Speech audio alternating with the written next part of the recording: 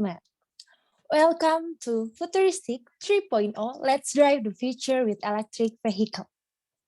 The Honorable Giovanni Jodi Barizon and Abednego Amurwa as the President and Vice President of SP Universitas Pertamina Student Chapter.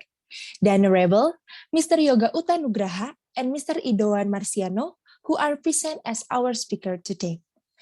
And with powerful spirit, welcome to all participants of Futuristic 3.0. How are you guys today? I hope everyone is well enough to stay till the end of this event. My name is Angelina Daniela Gata Putri, that will be your Master of Ceremony for today. Before we start our event, let's start by praying first. So what we discuss today can give us a new insight and bless. Pray begins.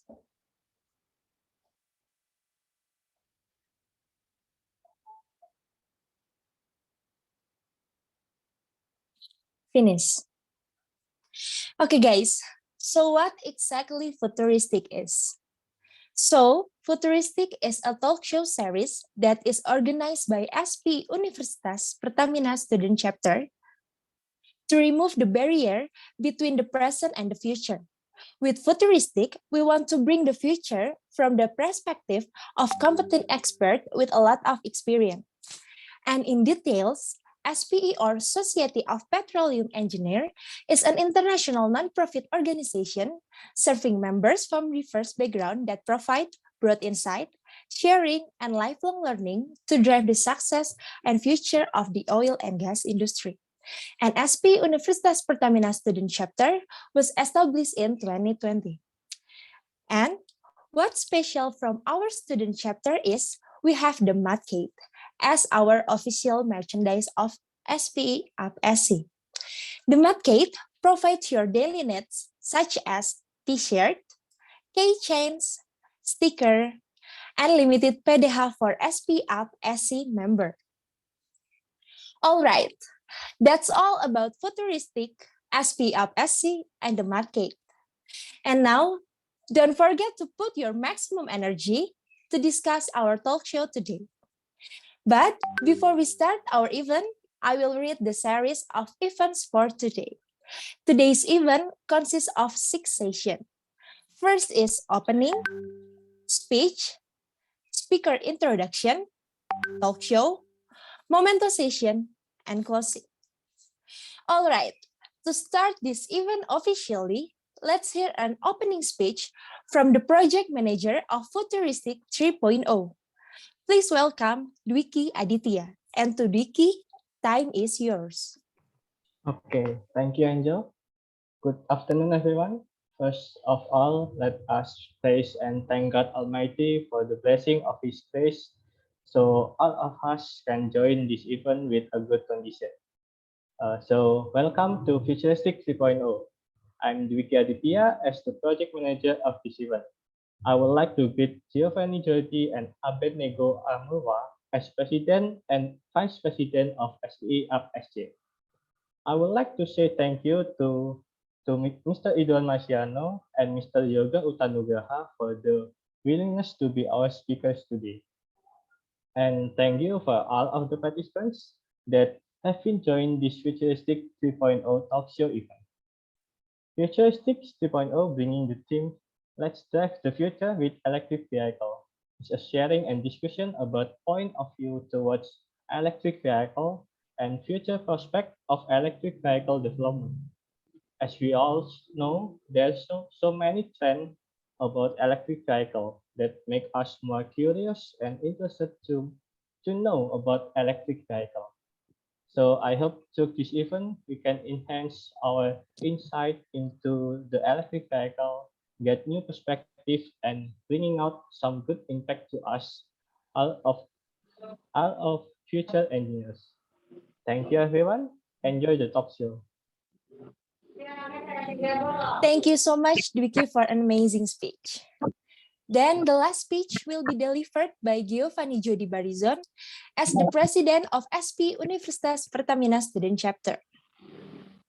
Please welcome Giovanni Jodi Barizon, and time is yours. Okay, thank you, Angel. Assalamualaikum warahmatullahi wabarakatuh. Shalom, Om Swastiastu, Namo Buddhaya, Salam Kebajikan. Good afternoon, all the mature people. First of all, let me express my biggest gratitude to God who helped us to conduct this talk show, Futuristic 3.0. The distinguished speaker, Mas Yoga Utanugraha, as a lecturer of electrical engineering at Airlangga University, and Mas Idwan Marciano as an analyst of IESR.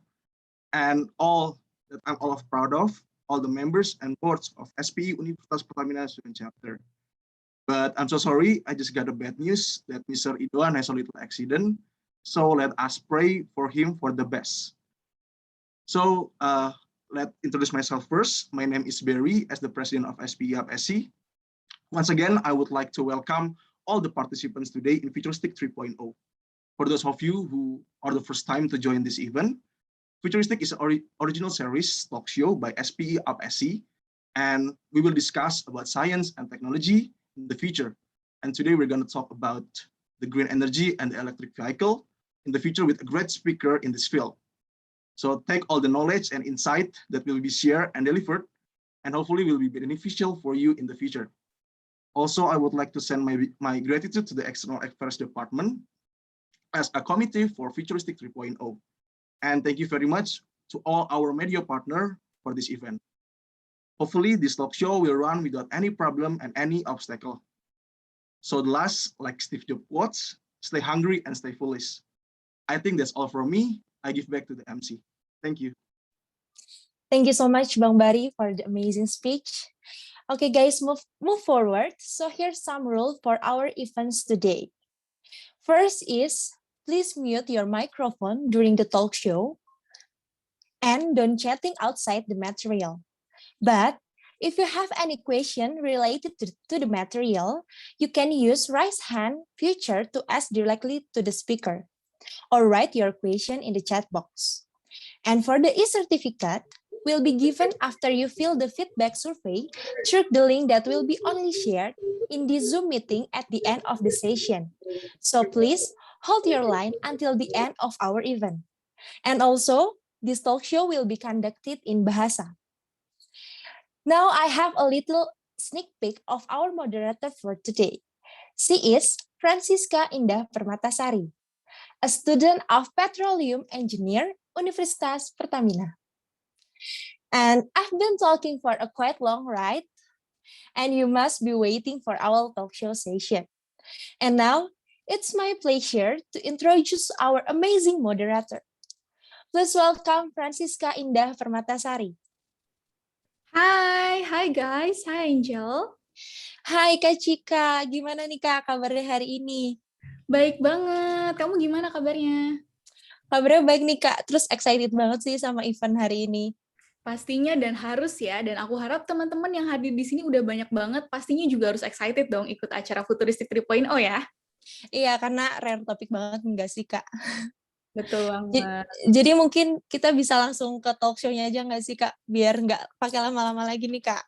Oke, terima kasih banyak ya Angel. Hai semuanya, kembali lagi bersama dengan aku, Francisca Indah Permatasari, sebagai moderator di acara Futuristic 3.0 hari ini.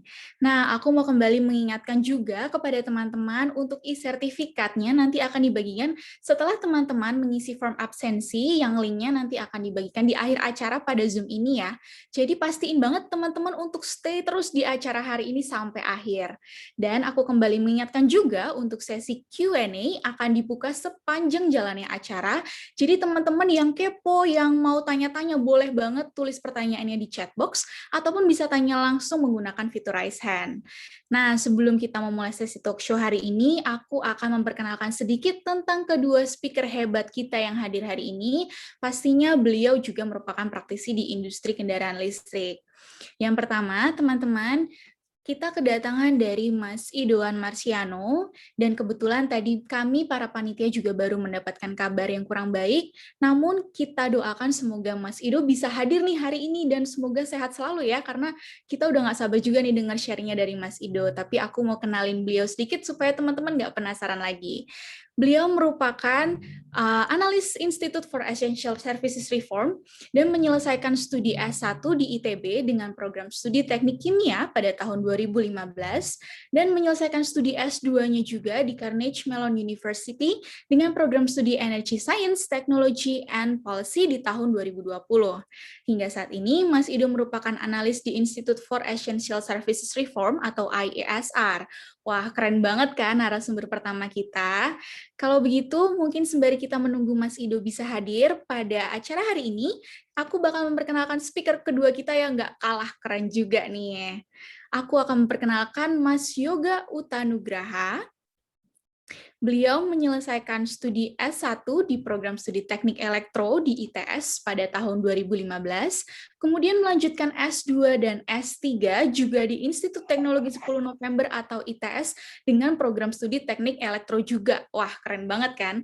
Sejak tahun 2020, Mas Yoga bukan cuma fokus mengajar aja sebagai dosen Teknik Elektro di Universitas Erlangga nih, tapi Mas Yoga juga punya startup yang bergerak di sektor kendaraan listrik sebagai CEO Braja Electric Motor. Wah, gimana? Ini udah kelihatan kan kerennya narasumber kita hari ini. Mungkin aku bakal sapa Mas Yoga deh yang udah hadir hari ini. Halo Mas Yoga, bisa sapa teman-teman yang hadir di sini? Halo Kak Cika, halo teman-teman Halo Mas semua. Yoga. Mas Yoga gimana kabarnya hari ini? Alhamdulillah baik. Surabaya agak panas tapi oke lah. Oke, nah berarti teman-teman Mas Yoga ini domisili sekarang di Surabaya ya Mas ya? Betul sekali Kak. Oke. Jangan sampai teman-teman yang di Surabaya nanti langsung nyamperin Mas Yoga ya. Yo, enggak apa-apa. Nggak apa-apa ya? Oke. Nah, Mas Yoga, sebenarnya kita sebelum mulai, kita mau ada survei kecil-kecilan dulu nih, Mas Yoga, buat para partisipan hari ini. Oke. Untuk melihat, kira-kira teman-teman kita bagaimana sih opini ataupun ketertarikannya terhadap kendaraan listrik yang ada di Indonesia. Nah, mungkin untuk operator bisa tolong ditampilkan survei kecil-kecilan hari ini. Dan mungkin sembari kita menunggu operator menampilkan surveinya, ternyata kita kedatangan Mas Ido nih. Mas Yoga, Mas Ido udah join nih hari ini nih. Mantap nih. Akhirnya. Mungkin kita sapa dulu ya Mas Ido. Halo Mas Ido. Halo Mas Ido. Halo Mbak Siska, halo semuanya. Halo Mas Ido, gimana kabarnya Mas Ido? Sehat-sehat Mas Ido? Sehat, baik. Wah, syukurlah. Wah, teman-teman nih, Mas Ido aja udah siap banget nih juga nih. Jadi harus ikutin acara sampai akhir, nggak boleh nggak katanya. Oh iya dong. Oke, nah Mas Ido tadi aku udah menyampaikan juga ke teman-teman kita bakal ada survei kecil-kecilan hari ini. Dan kita masih menunggu operator untuk menampilkan Slido-nya. Jadi teman-teman untuk survei ini akan dilakukan melalui slido.com. Jadi teman-teman bisa persiapkan dari sekarang dulu device-nya untuk masuk ke slido.com dan nanti bisa masukkan kodenya ya. Kita masih menunggu operator untuk share Slido-nya. Oke, sementara mungkin teman-teman boleh di-share kodenya dulu ya untuk masuk ke slido.com-nya. Mungkin boleh di-share dulu. Sembari kita menunggu nih. Oke. Udah ada belum nih ya? Sebentar ya teman-teman, kita tunggu dulu. Oke. Oke, wah kayaknya operator kita hari ini lagi ada kendala sedikit ya. Kita tunggu sebentar. Oke. Oke, mungkin kalau gitu kita lihat hari ini surveinya. Oke, sebentar. Ya, oke. Udah kelihatan nih teman-teman. Jadi teman-teman bisa langsung join ke slido.com. Dan bisa masukin kodenya di 915785 atau teman-teman bisa langsung scan barcode-nya aja supaya lebih simple juga nih. Biar teman-teman bisa langsung masuk ke slido.com-nya. Nah, sembari menunggu teman-teman yang masuk, kita baca dulu deh pertanyaan pertamanya. Nah, ini nih Mas Yoga dan Mas Idwan, pertanyaan pertamanya. Kira-kira gimana sih kesan teman-teman ketika pertama kali mendengar kendaraan listrik? Oh, nih ada yang jawab pertama kali langsung sangat tertarik katanya.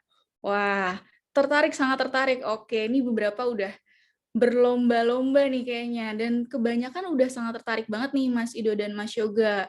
Berarti udah kelihatan nih kayaknya mahasiswa sekarang nih udah mulai banyak yang tertarik dengan kendaraan listrik nih. Gimana nih Mas Yoga dan Mas Ido nih? Kelihatan ya itu, tapi ada yang tulis nggak tertarik juga tuh. Mungkin ini nih Mas, karena dia nggak tertarik, terus dia langsung datang ke acara hari ini. Jadi nanti setelah selesai langsung, wah Betul, tertarik betul, banget betul, deh. betul. Gitu. Semoga demikian sih ya. Iya, betul banget. Ini kira-kira gimana sih kalau Mas Yoga kan dosen juga nih. Kalau Oke. mahasiswanya tuh tertariknya banget nggak sih Mas Yoga gimana nih? Ya, jadi kalau mahasiswa itu kan masih kaum generalis, Mbak. Artinya mereka tertarik di semua ini riset, apalagi kalau udah kendaraan listrik ya mereka pasti tertarik. Oke, betul-betul. Dan kita harapkan juga semua yang di sini juga tertarik ya pastinya ya Mas ya. Kalau pandangan Mas Ido sebagai seorang analis, kira-kira gimana sih Mas? Kalau mahasiswa kaum muda sekarang tuh tertarik nggak kira-kira? Kalau pengalaman saya sih Mbak ya, dari beberapa webinar yang saya ikutin gitu terkait kendaraan listrik, saya ikutin isu ini dari tahun 2019 ya. Justru kebanyakan sebenarnya dari kaum muda sebenarnya yang mulai banyak tertarik gitu kendaraan listrik, banyak nanya, terus banyak tanya-tanya terkait analisis yang terkini tentang kendaraan listrik gini gitu. Nah itu banyak banget justru dari kaum muda, bahkan 2019 dulu banyak saya ikutin acara itu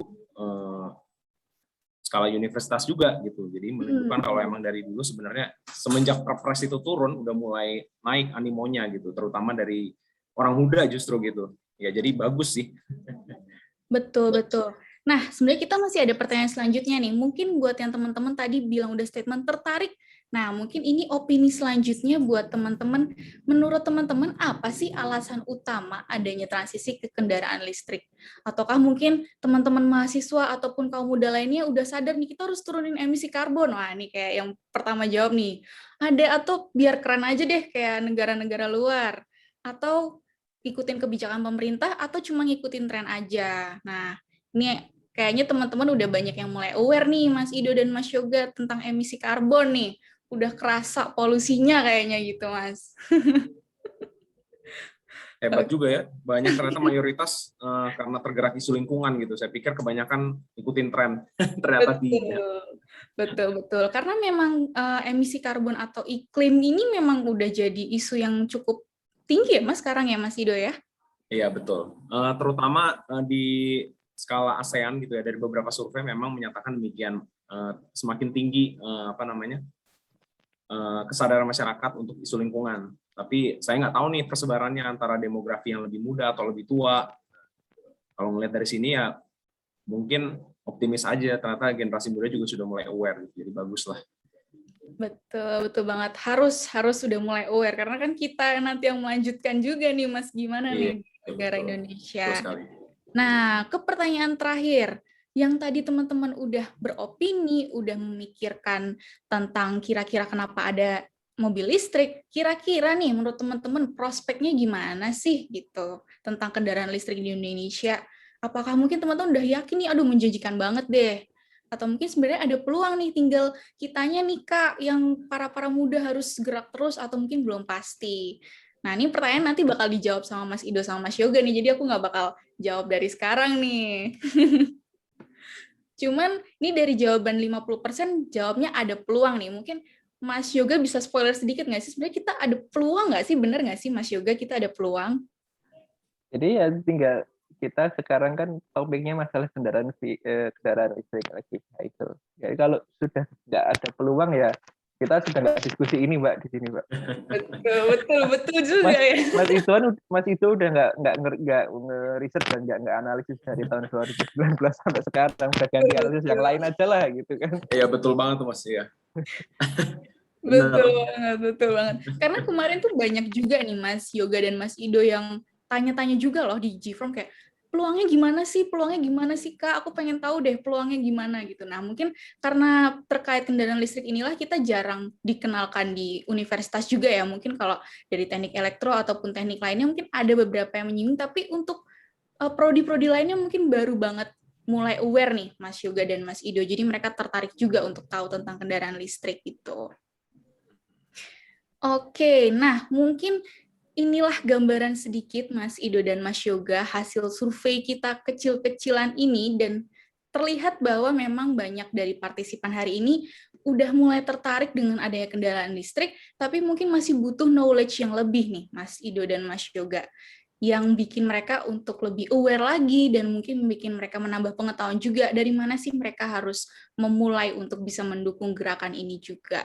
Gitu. Nah, mungkin kalau gitu kita bisa mulai ke talk show kita hari ini nih, Mas Yoga dan Mas Ido. Mungkin sebelum kita masuk yang ke teknis-teknis nih, kan tadi aku sudah sempat menyampaikan bahwa kedua speaker kita hari ini bekerja di sektor kendaraan listrik. Nah, Mas Idoan sebagai analis dan Mas Yoga selain sebagai dosen juga punya startup-nya sendiri. Mungkin boleh nggak di-sharing nih, Mas Ido dan Mas Yoga, bagaimana sih aktivitas sehari-hari dalam pekerjaan Mas Ido dan Mas Yoga? Mungkin aku boleh start dari Mas Ido dulu nggak, Mas Ido? Oh, dari aku dulu, boleh Mbak. Keseharian sehari-hari ya. Ya, jadi kalau aku kan sekarang bekerja sebagai analis ya di IESR. Nah, ini kami itu adalah sebuah think tank dan fokusnya kepada isu-isu transisi energi. Nah, di sini salah satunya masuklah di sektor transportasi ini kendaraan listrik gitu ya. Nah, jadi kalau ditanya kesehariannya gimana? Ya sebenarnya sehari-hari ngerjain analisis itu awalnya pas aku masuk gitu ya. Tapi semakin ke sini semakin banyak, terutama untuk kendaraan listrik, karena aku di SR ini pegang topik terkait kendaraan listrik gitu. Jadi spesialisasi aku di situ. Nah, sekarang ini karena semakin banyak animo terkait kendaraan listrik, terutama dari swasta juga, terus BUMN dan perusahaan-perusahaan transportasi gitu yang ada di Santero Jakarta kebanyakan. Jadi sudah mulai banyak proyek yang masuk juga ke ISR untuk bantu terkait visibility study, analisis market dan lain sebagainya. Jadi sekarang saya lebih banyak in charge di beberapa proyek-proyek terkait kendaraan listrik. Nah, ini sebenarnya exciting juga karena saya jadi bisa melihat secara langsung gitu kolaborasi antara berbagai ya, stakeholder itu gitu di sehari-hari, bisa dibilang kayak gitu. Jadi it's an exciting time for EV sih, bisa dibilang kalau buat saya di Indonesia saat ini ya. Oke. Berarti Mas Ido sebagai seorang analis ini mungkin orang mikirnya kayak bakal belajar terus, sebenarnya enggak juga ya Mas Ido ya. Mas Ido bisa Sebenarnya banyak orang juga sebenarnya Mas Ido ya. iya, sebenarnya kan itu job desk utama pastilah melakukan riset gitu ya, analisis. Nah, tapi riset dan analisis ini tidak melulu memang bentuknya hanya dalam bentuk paper gitu. Kebanyakan memang kalau ISR ini kan output utamanya paper gitu dan lain sebagainya. Cuma terkait kendaraan listrik ini kita mulai banyak produk-produk lain gitu ya. Kami bikin podcast juga, kami bikin kampanye di sosial media, kami bikin terlibat dalam proyek-proyek itu sih yang lebih banyak, yang lebih exciting menurut saya gitu. Jadi bikin visibility study, bikin analisis market dan lain sebagainya. Terus kemudian FGD kebanyakan kayak gitu ya. Jadi kalau kita kan salah satu fokusnya tujuannya juga adalah advokasi ke pemerintah gitu kan untuk merubah kebijakan. Nah, dalam advokasi itu kita banyak lakuin FGD. Nah, itu ngundang-undang instansi dari pemerintah, dari pihak swasta juga gitu. Nah, itu dan kami melakukan beberapa survei juga. Namun terkait kendaraan listrik ini memang belum kami lakukan surveinya gitu. Tapi di beberapa bidang lain kayak panel surya dan lain itu banyak rekan saya yang juga melakukan survei. Seperti itu sih kira-kira. Jadi emang bentuknya itu macam-macam, nggak cuma riset. Oke, nah tadi Mas Ido udah sempat ngomongin riset, proyek, mobil listrik. Ini nanti bakal kita bahas selanjutnya nih ya Mas Ido ya. Terkait, nanti Mas Ido bakal sharing juga kendaraan listrik udah ada belum sih di Indonesia kira-kira gitu. Pasti teman-teman udah pada penasaran nih Mas Ido nih. Nah kalau Mas Yoga gimana nih Mas Yoga? Mas Yoga dosen, tapi Mas Yoga juga punya startup sendiri tuh gimana nih Mas kesehariannya?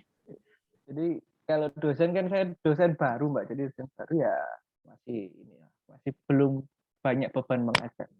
Jadi lebih banyak ke risetnya. Di riset ya kami fokusnya di bidang saya ya tentang motor listrik, tentang dinamonya dan tentang platform di kendaraannya.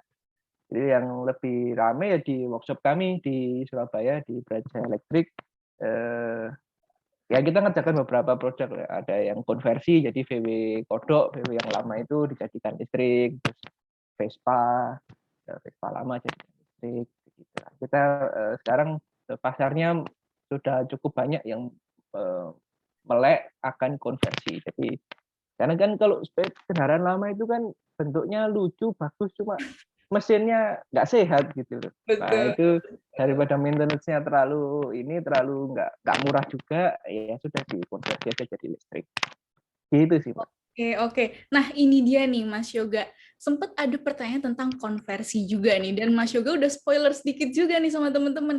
Ternyata dari motor Vespa itu yang biasa anak-anak cowok mungkin pakai tuh bisa ya, Mas, jadiin motor listrik. Nih mungkin langsung teman-teman bisa banyak yang nanya nih, jangan-jangan ke Mas Yoga nih. Gimana caranya nih, Mas? Gitu. Nah, mungkin aku bakal tanya selanjutnya nih kepada Mas Ido dan Mas Yoga juga. Sebenarnya hal apa sih yang membuat Mas Yoga dan Mas Ido itu tertarik kepada industri di kendaraan listrik saat ini? Mungkin kalau Mas Yoga gimana nih?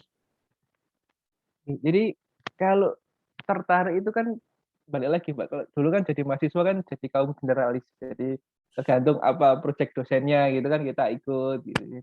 Nah, kebetulan pertama saya jadi lihat tentang kendaraan listrik karena di workshopnya melakukan riset tentang kendaraan listrik. Jadi dulu kampus kami ikut lomba World Solar Challenge mobil dengan tenaga surya di Australia 1.500 km. Nah di situ muncul ketertarikan di bidang kendaraan listrik. Jadi basicnya adalah tertarik dulu di bidang otomotif sebenarnya.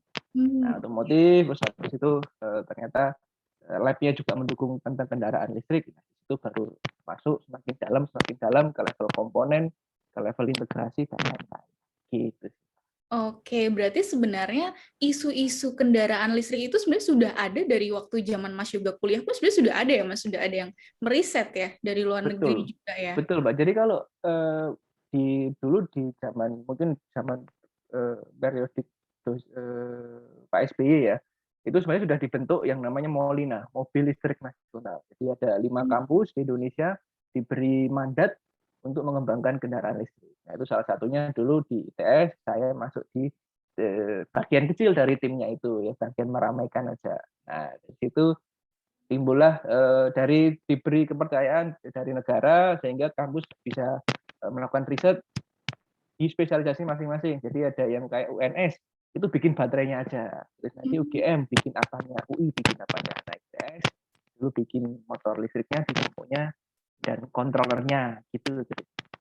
Oke, wah menarik banget nih. Dari zaman kuliah sebenarnya Mas Yoga sudah mulai tertarik. Nah, kalau kira-kira Mas Ido gimana nih? Mas Ido apakah juga berawal dari ketertarikan waktu mahasiswa kah atau gimana nih Mas Ido? Keren banget ya, ternyata kalau Mas Yoga itu benar-benar dari sisi otomotifnya. Kalau aku sebenarnya dari kuliah S1 bisa dibilang sebenarnya udah ada terekspos juga sama isu kendaraan listrik, terus transisi energi kebanyakan. Saya masih ingat tuh dulu yang menyentak ke saya itu, makanya aku akhirnya mau ngambil lanjutin master itu karena industri minyak lagi turun. Okay. Pas S1 itu tuh. Pas S1 inget banget tuh. Jadi pas tingkat akhir gitu kan, waduh, gitu kan. Terus akhirnya ngeliat-liat gitu kan ke arah energi terbarukan, transisi energi gitu kan. Nah, memang di situ ada juga sih tentang kendaraan listrik. Cuma memang itu bukan jadi tujuan utama aku sebelumnya gitu. Nah, terus akhirnya aku lanjutin master di bidang energi terbarukan gitu kan. Terus pas balik lagi kerja di bidang energi terbarukan juga pengennya gitu kan di Indonesia. Nah, pas masuk ini, jadi aku nggak ada fokus langsung ke kendaraan listrik sebenarnya, justru lebih tertariknya awalnya ke autonomous vehicle gitu karena pas aku ngambil master juga ada beberapa rekan aku yang juga riset terkait autonomous vehicle itu gitu kan. Memang itu kan bisa dibilang setelahnya nanti ya setelah kendaraan listrik gitu kan. Salah satunya juga nanti akan berkembang juga autonomous vehicle. Nah, ini Mas Yoga mungkin jangan-jangan udah ngulik-ngulik juga ke sana gitu. Ntar bisa nanya-nanya lah. Nah, itu menarik gitu kan. Dan ada pilot project-nya juga di mana-mana gitu. Nah, terus pas aku balik akhirnya ke GSR itu, terus kebetulan ada beberapa proyek terkait kendaraan listrik ditanyain mau pilih yang mana gitu kan, mau ke solar, mau kemana, terus akhirnya aku pilih udah kendaraan listrik deh, kayaknya lagi pas banget itu pas aku masuk, perpres itu turun, yang perpres 55 tahun 2019, jadi pas banget momentumnya gitu kan, oh ini lagi hot-hotnya banget nih isunya gitu, akhirnya aku bikin satu riset untuk modelkan proyeksi mobil listrik ke depannya, terus dari situ akhirnya jadinya spesialisasinya kendaraan listrik deh. Gitu ceritanya. Oke. Nah, berarti ini nanti mungkin dari Mas Ido dan Mas Yoga bisa di-sharing juga nih nanti ke teman-teman. Dan mungkin yang aku dengar sebenarnya itu isu-isu kendaraan listrik ini udah lumayan cukup lama ya sebenarnya ada isu ini, dan mungkin memang ada baiknya kita lebih cepet deh untuk tahu dari sekarang gitu, dan mungkin nanti bisa dibantu sama Mas Ido dan Mas Yoga juga. Nah, mungkin aku mau mengingatkan buat teman-teman, apabila ingin bertanya, bisa melalui fitur raise hand untuk bertanya secara langsung dengan kedua pembicara kita, ataupun menuliskan pertanyaannya di kolom chat box ya, sesuai dengan format pertanyaan. Dan nggak usah khawatir, pertanyaan bisa bahasa Indonesia kok ya, jadi nggak harus pakai bahasa Inggris. Oke, nah mungkin kita bisa masuk nih, Mas Ido dan Mas Yoga, terkait pandangan atau sudut pandang Mas Yoga dan Mas Idoan juga terkait kendaraan listrik di Indonesia. Karena mungkin sebenarnya masih banyak anak muda yang belum tahu nih, Mas Yoga dan Mas Ido, tentang eksistensi kendaraan listrik, termasuk motor listrik dan mobil listrik juga di Indonesia. Kira-kira nih, saat ini, kita tuh sebenarnya bisa menjumpai kendaraan bermotor listrik itu di mana aja sih, Mas? Apakah hanya di Jabodetabek kah? Atau sebenarnya masih ada yang lain gitu? Kalau menurut Mas Idoan, gimana Mas Idoan? Oh, aku dulu ya. Oke. Kendaraan listrik udah ada, jelas. Bahkan mungkin Mas Yoga juga tahu, sebelum 2019 itu udah banyak kendaraan listrik, bisa dibilang ya. Karena kan kendaraan listrik itu intinya kendaraan yang motor penggeraknya tuh elektrik gitu kan. Nah, itu dulu sebelum 2019 itu udah banyak yang speknya kayak sepeda listrik, skuter listrik gitu kan, sebenarnya udah banyak. Nah, cuma kan yang banyak digadang pemerintah semakin kesini itu kan terkait mobil listrik dan motor listrik yang speknya bisa dibilang head to head sama motor yang konvensional gitu kan. Nah, kalau itu dari data terbaru dari data Kemenhub gitu ya, memang agak susah nih kalau untuk nge-trace berapa total sebenarnya kendaraan listrik yang sekarang beredar di Indonesia. Kenapa susah? Karena utamanya untuk motor listrik, karena motor listrik ini belum ada asosiasinya. Maksudnya dia nggak tergabung sama asosiasi motor konvensional gitu kan. Jadi kita nggak tahu progresnya, dia harus kita benar-benar nanya masing-masing company-nya gitu. Udah berapa yang kejual, udah berapa yang kejual gitu. Kalau mobil itu memang sudah ada asosiasinya, jadi dia tergabung ke dalam Gaikindo itu, ya kan, untuk mobil listrik. Nah, kalau dari data sertifikat yang udah dikeluarkan oleh Kemenhub gitu ya, itu SRUT, itu sekitar 5.000-an udah dikeluarkan sertifikat untuk motor listrik, dan untuk mobil listrik ada sekitar 2.000-an. Itu sertifikat yang sudah dikeluarkan. Berarti maksudnya kendaraan tersebut layak jalan dan siap digunakan gitu di jalan.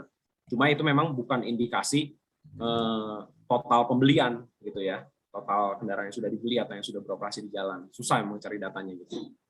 Nah, kalau terkait bisa dijumpai di mana aja, paling banyak memang masih terkonsentrasi di Jakarta sih, karena infrastruktur juga mendukung dan kebijakan juga paling maju di Jakarta gitu ya. Tapi banyak juga daerah-daerah lain yang progresif nih sekarang, kayak misalkan di Bali. Nah, itu kan ada pergub terkait energi bersih gitu kan. Nah, mereka banyak banget pengen adopsi kendaraan listrik. Terus Jabar, kayak Bandung, Semarang juga ada. Kota-kota besar juga udah lumayan sekarang. Dan terutama kalau di kota-kota besar kayak Semarang, Surabaya, Bandung, dan lain sebagainya, itu utamanya masuk inisiasinya dari bus listrik dulu. Karena kebanyakan mau melektrifikasi di public transportation dulu. Gitu. Mungkin kalau pada nyoba, paling gampang kalau yang pada di Jakarta gitu ya pesen aja Bluebird, ada yang Bluebird elektrik, atau kalau misalkan mau Silverbird gitu kan ada yang Tesla, itu ada 3 unit gitu mereka bikin. Kalau enggak ke bandara tuh ada yang elektrik, Grab elektrik gitu. Kalau enggak pesen Gojek, GoFood dan sebagainya, itu beberapa mitra Gojek sama mitra Grab-nya udah pakai kendaraan listrik juga, tapi sifatnya masih sewa sekarang gitu. Itu sih kalau yang saya tahu, mungkin Mas Yoga lebih ada insight juga mungkin. Oke, ini menarik banget nih insight dari Mas Ido juga, yang mungkin aku juga baru tahu nih, ternyata sebenarnya udah banyak dong, dan mungkin memang kita belum notice banget nih, kita belum aware banget nih Mas Ido terkait hal tersebut, dan mungkin di masa depan nanti mungkin bakal semakin banyak ya Mas, pastinya ya, unit-unitnya nanti gitu. Betul. Terutama karena memang makin kesini juga kita lihat dukungan pemerintah makin banyak ya, terus makin banyak sektor swasta juga pengen bermain sini, bahkan internasional juga banyak yang sudah investasi gitu, jadi harusnya sih semakin naik. Oke. Nah, kalau misalnya menurut pandangan Mas Yoga, kira-kira gimana nih Mas Yoga terkait kendaraan bermotor listrik itu saat ini trennya itu gimana sih berdasarkan tadi penjabaran dari Mas Idoan? Jadi Kalau trennya memang bagus ya Mbak ya, cukup naik dari sisi kebutuhan customer dan juga dari sisi pemain yang jualan. Nah, ini semakin banyak merek sekarang, semakin bervariasi dan kualitasnya juga tambah bagus. Jadi mungkin ada dua yang termindset di otak kita saat ini. Mungkin sebagian besar juga mikir gitu bahwa sepeda motor listrik itu ya yang pelan itu, yang pakai pedal itu, yang dibeli 1 tahun terus nggak bisa dipakai lagi. Nah itu sudah terlanjur menancap ke semua pemikiran orang. Mungkin orang-orang tua kita mungkin sudah mikirnya kayak gitu. Jadi ya beli yang ada keranjangnya depan gitu kan, nanti 1 tahun rusak gitu. Nah padahal itu mungkin 5-10 tahun yang lalu ya seperti itu gitu kan. Tapi sekarang dengan berbagai macam merek, kualitasnya juga semakin oke nih, after sales-nya juga oke juga, sudah punya dealer di kota-kota besar dan lain-lain. Saya rasa cukup optimis lah untuk penyerapan masyarakat semakin banyak, harganya bervariasi. Dan yang tentu yang perlu kita ingat bahwa itu kan musuhnya orang beli kendaraan itu kan berarti kan kalau BBM-nya susah. Iya. Atau BBM-nya ada tapi harganya berkali-kali lipat. Nah itu kan sama yang sudah pernah dikunjungi Pak Jokowi di Agats gitu kan, di Papua. Di Agats itu kan hampir semuanya pakai kendaraan listrik, sepeda motor listrik. Dan itu mohon maaf mungkin belum terregistrasi karena konsepnya adalah mereka kan di pesisir yang pakai gelagat, pakai triplek susun itu, mau BBM-nya susah, yang ada listrik dan juga ada solar cell-nya. Nah di situ mereka memanfaatkan dengan betul suplai listriknya dengan membeli sepeda motor listrik. Bahkan ada yang dirakit, jadi ada yang sepeda motor. Tadi saya bahas konversi itu di sana sudah konversi sendiri sepeda motor, mungkin ya saya sebut merek Vario dan lain-lain, yaitu sudah dijadikan listrik sendiri. Karena kebutuhannya di sana listriknya lebih gampang, BBM-nya harganya terlalu tinggi. Nah itu jadi ada dua ini sih Mbak, mindset kita sama melihat dengan kebutuhan. Jadi kalau di kota besar mungkin Mas Idul juga setuju bahwa kota besar itu masih lifestyle, arah pembelinya itu masih lifestyle kaum muda, tapi kok ternyata di satu titik di Agats itu karena kebutuhan. Nah ini sudah beda ini. Jadi mungkin di sana harga nggak masalah, yang penting murah gitu kan. Oke. Dan ini tadi menarik banget nih Mas, terkait dia udah bisa konversi sendiri gitu, dan ini menunjukkan bahwa mungkin di sana itu memang ya betul tadi karena customer-nya itu sudah banyak ya Mas. Dan mungkin sebenarnya di Indonesia pun bisa seperti itu, asalkan ya itu tadi, asalkan mungkin kita bisa mengubah mindset orang-orang juga nih Mas, yang paling penting ya Mas ya, terkait untuk kendaraan listrik itu bukan lagi yang tipe kecil itu yang berkeranjang depan tuh udah beda banget loh kayak gitu ya Mas ya. Nah mungkin nih di awal ini udah ada yang raise hand nih Mas, ini udah aktif banget nih, ada dari Bari, mungkin ada yang ingin ditanyakan kepada Mas Yoga ataupun Mas Idoan, dipersilakan memperkenalkan diri terlebih dahulu. Oke, terima kasih moderator Francisca.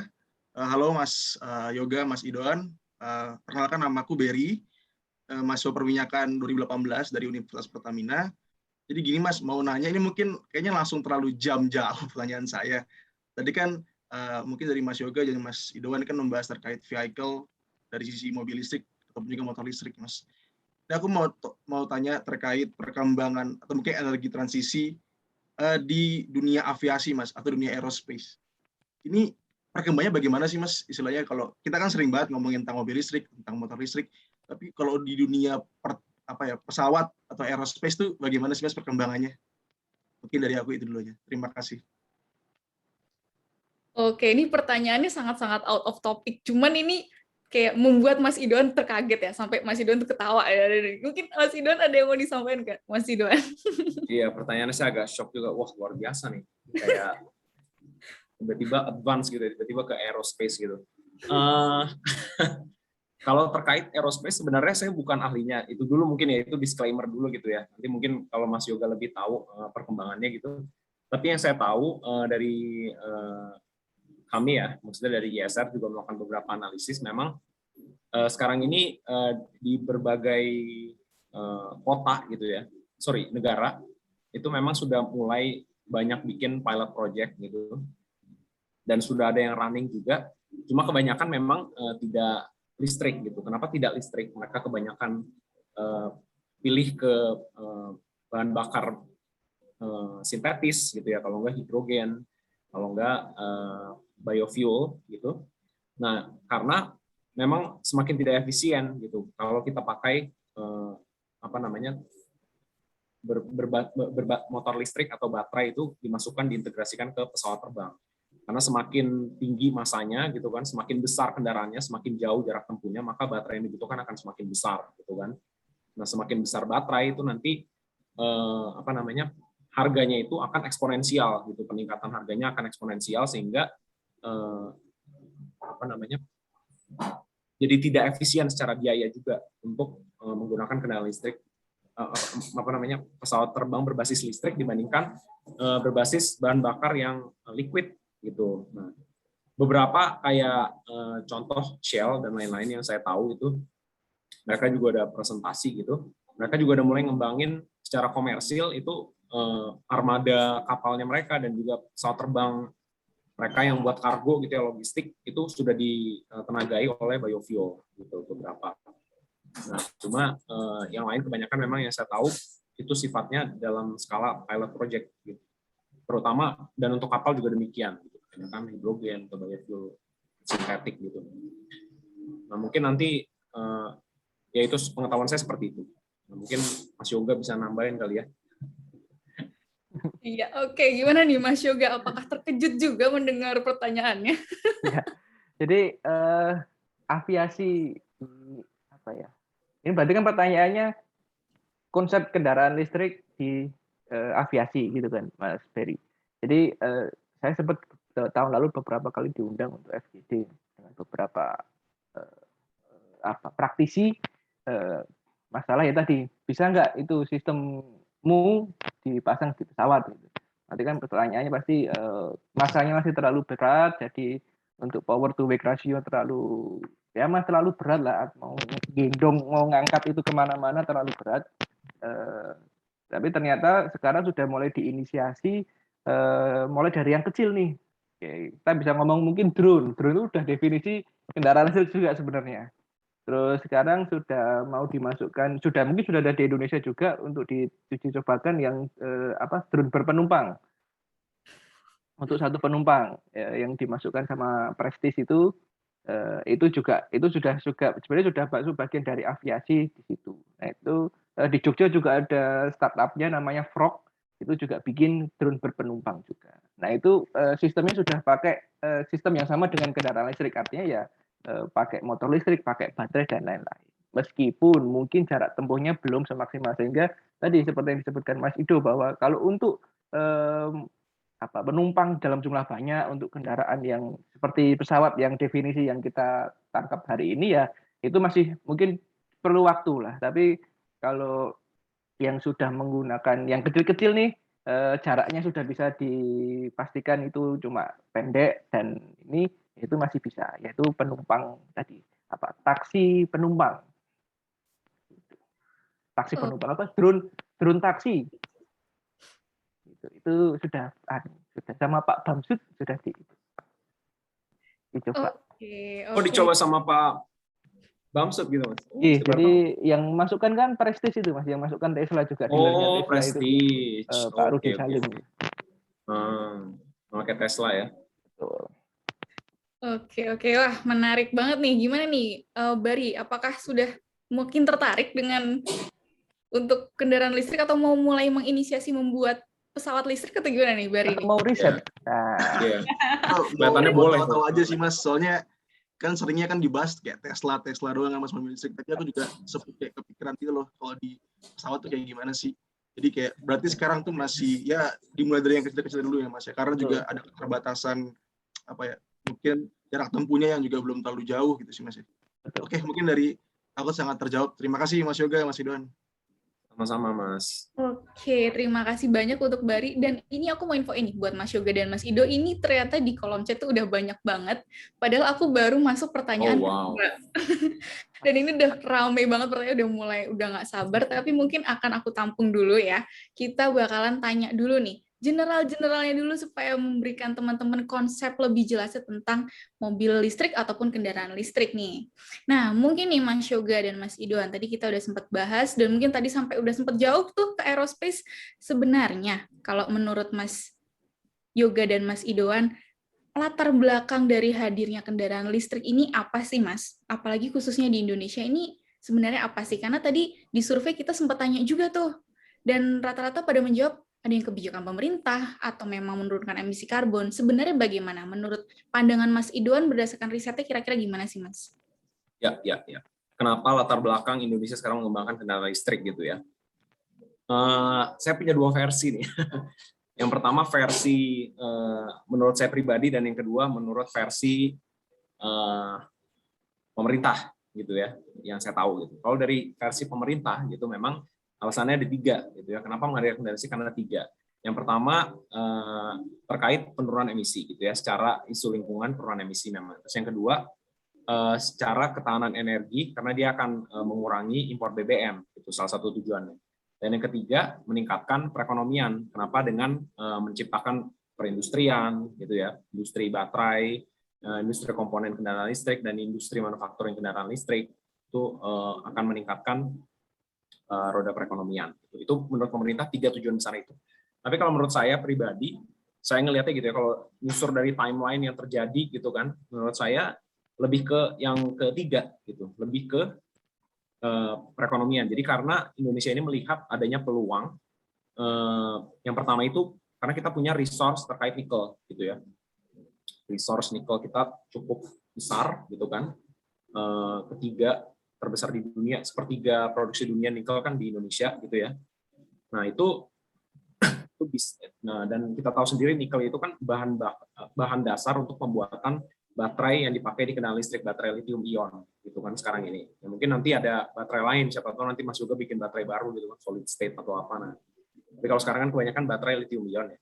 Jadi saya ngelihat kalau dari timeline seperti itu, ada peluang industri baterai, ya kita bikin demand-nya juga ada di Indonesia gitu kan. Di Indonesia ada demand-nya juga pasar kendaraan otomotif kita kan besar sekali gitu kan. Jadi akan sangat mudah untuk bertransisi menuju kendaraan listrik, itu salah satunya. Ada potensi marketnya di situ, gitu, potensi demand-nya di situ. Kenapa saya bilang gitu? Karena kalau kita lihat itu pemerintah itu sebelum Perpres itu bahkan mengeluarkan pelarangan dulu ekspor terkait nikel gitu. Jadi larang ekspor nikel, tadinya kan nikel diekspor terus banyak dipakai juga di Cina untuk pembuatan baterainya dan lain-lain gitu kan, dan untuk stainless steel juga kebanyakan gitu kan. Nah, cuma setelah itu di-ban dan kemudian akhirnya sekarang dipaksa harus berapa persen, sekian persen harus digunakan untuk kepentingan domestik. Dan itu untuk industrialisasi si baterai dan kendaraan listrik ini sendiri menurut saya itu. Jadi motif utamanya itu. Kemudian baru diikuti motif lingkungan, penurunan emisi dan polusi udara gitu ya di perkotaan yang memang parah juga. Baru terkait impor BBM. Begitu sih menurut saya. Oke, betul. Berarti memang terkait emisi karbon ini juga menjadi salah satu faktor, namun juga ada sisi faktor lain terkait peluang yang Indonesia punya nih berdasarkan pendapat Mas Ido. Kalau misalnya pendapat pandangannya Mas Yoga nih, kira-kira gimana Mas Yoga? Kenapa sih untuk Indonesia udah mulai hadir isu-isu transisi ke kendaraan listrik ini? Jadi kan kita semua tahu kendaraan listrik sudah dari zaman dulu sudah ada.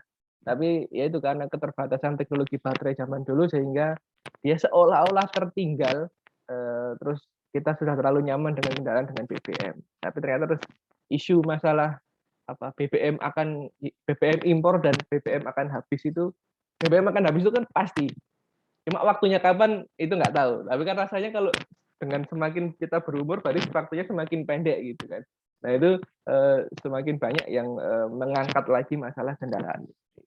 Ya, saya rasa mungkin sudah dijawab sama Mas Ituan masalah dari sisi teknis ekonomi, kita punya sumbernya, kenapa nggak kita ciptakan demand-nya. Dan saya sih sederhananya gini, karena keterbukaan kita mendapat informasi sekarang sangat gampang. Dan sistem kendaraan listrik itu sangat lebih simpel daripada kendaraan konvensional dengan BBM. Baik itu dari sisi jumlah komponennya dan lain-lain. Sehingga orang akan dengan gampang mengadaptasi itu. Bikin sendiri pun bisa. Beli komponen A, B, C, D, dirakit, jadi. Nah itu itu susah terjadi kalau kita ngomong di kendaraan konvensional. Nah, itu dari sisi apa? Dari sisi individu itu ternyata seolah-olah itu mainan yang besar. Jadi kalau zaman kecil kita mainan Tamiya, terus besarnya ternyata bisa punya mainan yang baru nih, yaitu mainan kendaraan listrik. Nah, itu ternyata salah satunya yang jadi mungkin dari nilai jumlah yang dikeluarkan sertifikatnya mungkin nggak banyak, tapi di sisi penghobi terus ternyata nggak dikit gitu orang yang bisa merakit semuanya, itu nggak dikit. Nah, itu salah satunya yang bisa membuat semakin booming ya itu sih menurut saya Kak ya. Oke, betul banget. Berarti sebenarnya kalau dari sisi Mas Yoga juga ada terkait komponen yang lebih simpel dibandingkan dengan mobil konvensional nih. Nah, ini bisa kita bahas selanjutnya nih. Yang karena ini masuk juga nih ke topik kita hari ini, Mas Yoga. Cuman sebelum itu nih, mungkin ada pertanyaan di kolom chat. Dari namanya adalah, sebentar Mas, aku lihat dulu. Tadi hilang. Nah, ini dia. Dari Rafael Wisma Santoso dari Universitas Pertamina. Untuk kendaraan listrik, apakah hanya bisa menggunakan untuk di motor listrik atau ada yang lain? Nah, mungkin ini sejalan dengan pertanyaan aku nih, Mas Ido dan Mas Yoga. Sebenarnya, apa sajakah tipe-tipe dari kendaraan listrik ini bisa diterapkan di mana aja sih? Mungkin kalau dari Mas Yoga gimana nih, Mas Yoga? Jadi kalau definisi kendaraan listrik ya sama dengan kendaraan yang kita lihat sekarang, tapi menggunakan motor listrik ini artinya dinamo sebenarnya, atau biasanya kalau kita di rumah tahunya pompa air ya. Ya itu sama, pompa air kan muter untuk memompa air, tapi kalau ini muter untuk memutar roda, itu ada motornya, dinamonya. Jadi mau mulai dari sepeda kecil, sepeda goes, terus dikasih dinamo, itu juga bisa kita definisikan sebagai kendaraan listrik, sampai truk besar itu pun juga sudah ada di Swedia yang mengembangkan truk trailer untuk 40 feet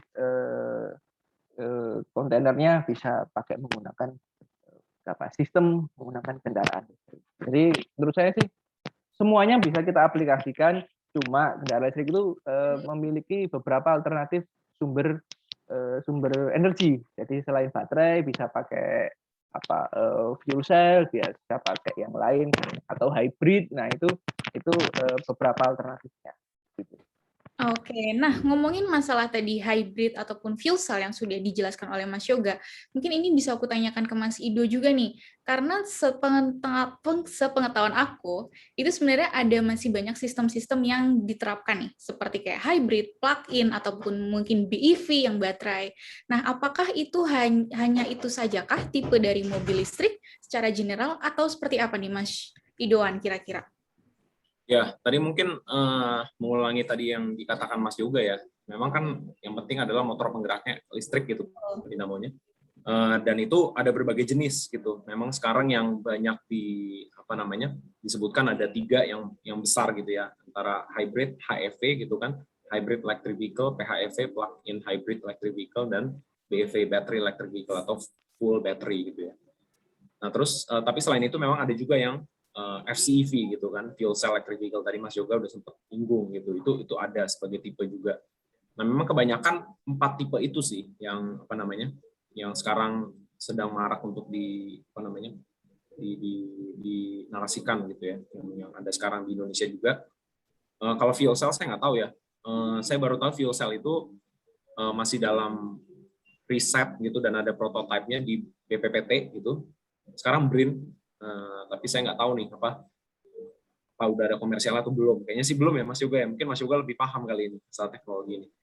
Fuel cell memang yang mengembangkan kan di Jepang ya Mas. Jadi pabrikan Jepang, Nissan dan kawan-kawan itu memang yang lebih getol masalah fuel cell. Betul. Ya mungkin kalau di sana infrastruktur bahkan ada yang kereta LRT atau kereta listriknya itu sudah ada yang pakai fuel cell. Iya betul. Betul tadi yang Mas Yoga bilang, memang kalau fuel cell itu banyak yang dari Jepang, dan itu mereka juga banyak sempat presentasi juga di Indonesia gitu. Tapi ya terkait 4 itu kebanyakan. Jadi kalau hybrid itu kan, kalau pure hybrid electric vehicle itu tadi, balik ke pertanyaannya, itu cuma dilengkapi oleh motor listrik kecil dan juga baterainya lebih kecil gitu dibandingkan plug-in hybrid, karena memang dia lebih untuk supporting gitu ya, supporting si bahan bakar bensin ini sendiri. Mesin bakarnya kan masih dari konvensional gitu kan. Nah, dia jadi sistemnya lebih ke arah efisiensi energi sih bisa dibilang gitu. Si hybrid electric vehicle ini, regenerative braking dan lain-lain. Kalau plug-in hybrid memang dia bisa dicolok juga, gitu kan, dicolok untuk isi listrik dan bisa diisi BBM. Tapi kalau full battery electric vehicle nggak bisa dicolok aja, gitu, nggak bisa diisi bensin lagi. Nah, itu yang kami GSR gadang gitu. Jangan nggak usah hybrid-hybridan lagi kalau bisa gitu. Kita leapfrog aja, langsung full battery aja gitu. Karena perubahan emisinya jauh soalnya. Gitu. Oke. Nah, kalau misalnya kita ngomongin masalah perbedaan nih, Mas. Tadi kan kita udah ngomongin beberapa tipenya. Nah, ini sebenarnya teman-teman udah banyak banget yang nanyain dari sistem ketahanan, sistem baterai. Wah, semuanya udah banyak ditanya nih, Mas. Mungkin aku bakal tanya dulu deh, dari Mas Yoga dulu deh. Sebenarnya perbedaannya, selain dari sistemnya sendiri, mungkin kita pakai listrik dan lain-lain, kira-kira ada nggak sih perbedaan yang menonjol lagi antara mobil konvensional dengan mobil listrik? Yang mungkin bisa sebenarnya menjawab pertanyaan dari Panser Haratua Pangaribuan. Nih, adik tingkatnya Mas Yoga nih, satu alma mater dari ITS nih. Ya. Karena dia menanyakan sebenarnya kendaraan listrik udah cocok belum sih di keadaan alam Indonesia, kayak banjir atau terjal. Nah, ini kira-kira gimana nih Mas Yoga nih? Perbedaannya apa sih sama mobil konvensional nih? Oke, menarik, pertanyaan menarik. Jadi kontur alam kita ini kan sangat bervariatif. Jadi ada yang gunung, pinggir dikit sudah pinggir pantai. Nah, itu sudah beda banget, adaptasinya sudah beda. Tapi memang jadi gini, karakternya kendaraan listrik itu kalau kita ngomong sedikit teknis adalah torsi di awalnya yang besar, menghentak. Jadi dia sebenarnya torsinya besar. Nah, itu biasanya kita secara ringan kita ngomong mobil listrik itu biasanya matic. Jadi tinggal ngegas saja tanpa menggunakan kopling atau clutch. Jadi dia lebih simpel secara komponen. Kalau pertanyaannya apakah bisa untuk alam Indonesia yang off-road dan lain-lain, jadi pertama saya jawab masalah off-road. Off-road sudah tadi mungkin di video yang di 15 menit pertama sudah kita tampilkan ya Kak Cika ya, bahwa ada loh kendaraan yang bisa buat off-road, namanya Vin Komodo Bledek. Nah, itu Braja juga salah satu menjadi support untuk di dinamonya, motor listriknya yang pasti waterproof, diajak mau direndam 1 meter ya kita berani. Sekarang orang mau mengendarai 1 meter itu sudah sampai di leher kita gini, masa masih mau mengendarai, itu masih aman kendaraannya. Nah, itu. Yang kedua untuk masalah kontur di Indonesia. Jadi kami dulu waktu masih menjadi mahasiswa di ITS pernah melakukan namanya Explore Indonesia, didukung sama PLN, menggunakan mobil listrik. Kami mengendarai 2 mobil listrik prototipe buatan kami, keliling Indonesia dari Surabaya, Jakarta, Sumatera, naik sampai Sabang, turun ke Medan lagi, mobil kita kirim ke Kalimantan, muter Kalimantan sampai ujung, pindah ke Sulawesi naik sampai Manado ujung, terus kirim ke Papua, kita di Jayapura, terus kirim ke NTT dan lain-lain. Nah, alhamdulillah semuanya bisa kita lewati, semua trek itu, semua Bukit Barisan atau apa semua kita bisa lewati. Artinya apa?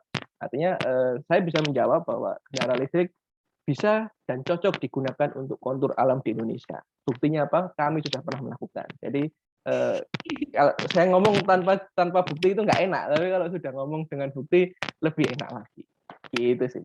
Oke, mantap banget nih Mas Yoga. Karena mungkin ini adalah salah satu hal juga yang bikin kayak curiosity-nya para kaum muda. Emang bisa ya mobil listrik untuk jalanan terjal? Masa sih bisa gitu? Karena tadi balik ke mindset bahwa sepeda motor itu nanti nggak kuat nanjak ya, soalnya sepeda motor itu yang kecil, yang goesan itu mau diajak nanjak ke parkiran mau ya pasti nggak kuat. Itu sama kayak mungkin kita dulu pernah punya sepeda motor yang suaranya kenceng tapi larinya nggak ada gitu kan.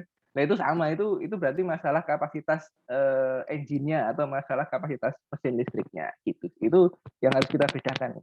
Betul. Ini yang harus mulai diperbaiki juga nih, bahwa sekarang itu teknologinya sudah lebih maju lagi ya Mas Yoga dari yang sebelumnya. Jadi udah nggak perlu takut kesetrum lah mungkin, nggak perlu takut tiba-tiba komponennya copot-copot, itu udah nggak usah dipikirin lagi. Nah, tadi Mas Yoga sudah menjawab dari sisi ketahanan. Nah, ini ada pertanyaan juga nih banyak terkait tentang sistem pengisiannya sendiri nih untuk mobil listrik, karena pastinya kan berbeda ya Mas ya, antara mobil konvensional dan juga mobil listrik.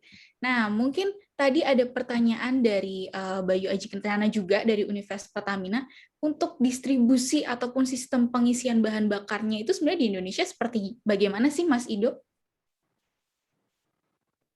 Oh, pengisian kendaraan listrik ya.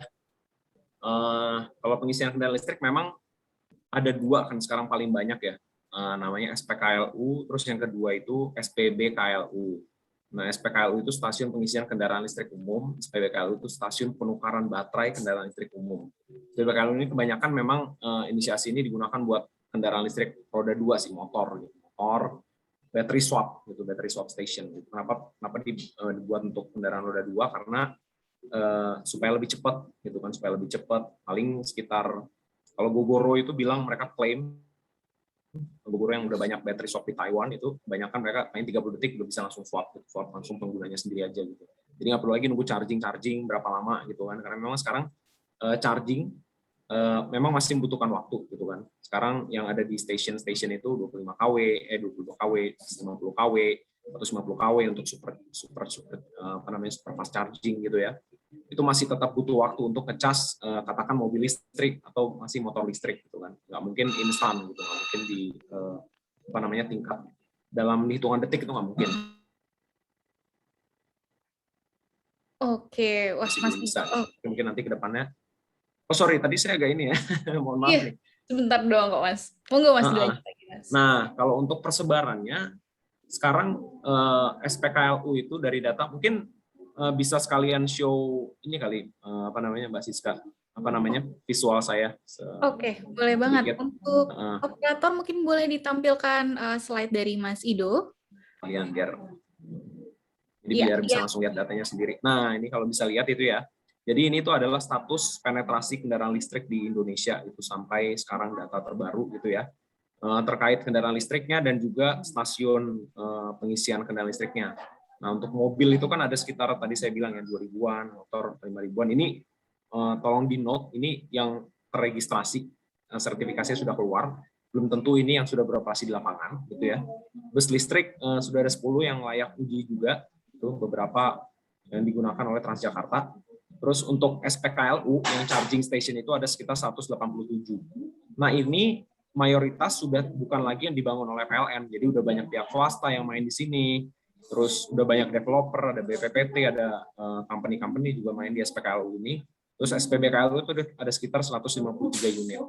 Nah, ini emang SPBKLU ini cepat juga peningkatannya. Kenapa? Karena memang mereka ngejar untuk roda 2 gitu supaya cepat, dan mereka sifatnya kecil-kecil gitu, kecil-kecil. Kalau bisa lihat sekarang itu kadang-kadang di Alfamart atau Indomaret terdekat itu udah ada itu kan, yang udah siap untuk swap baterai gitu-gitu.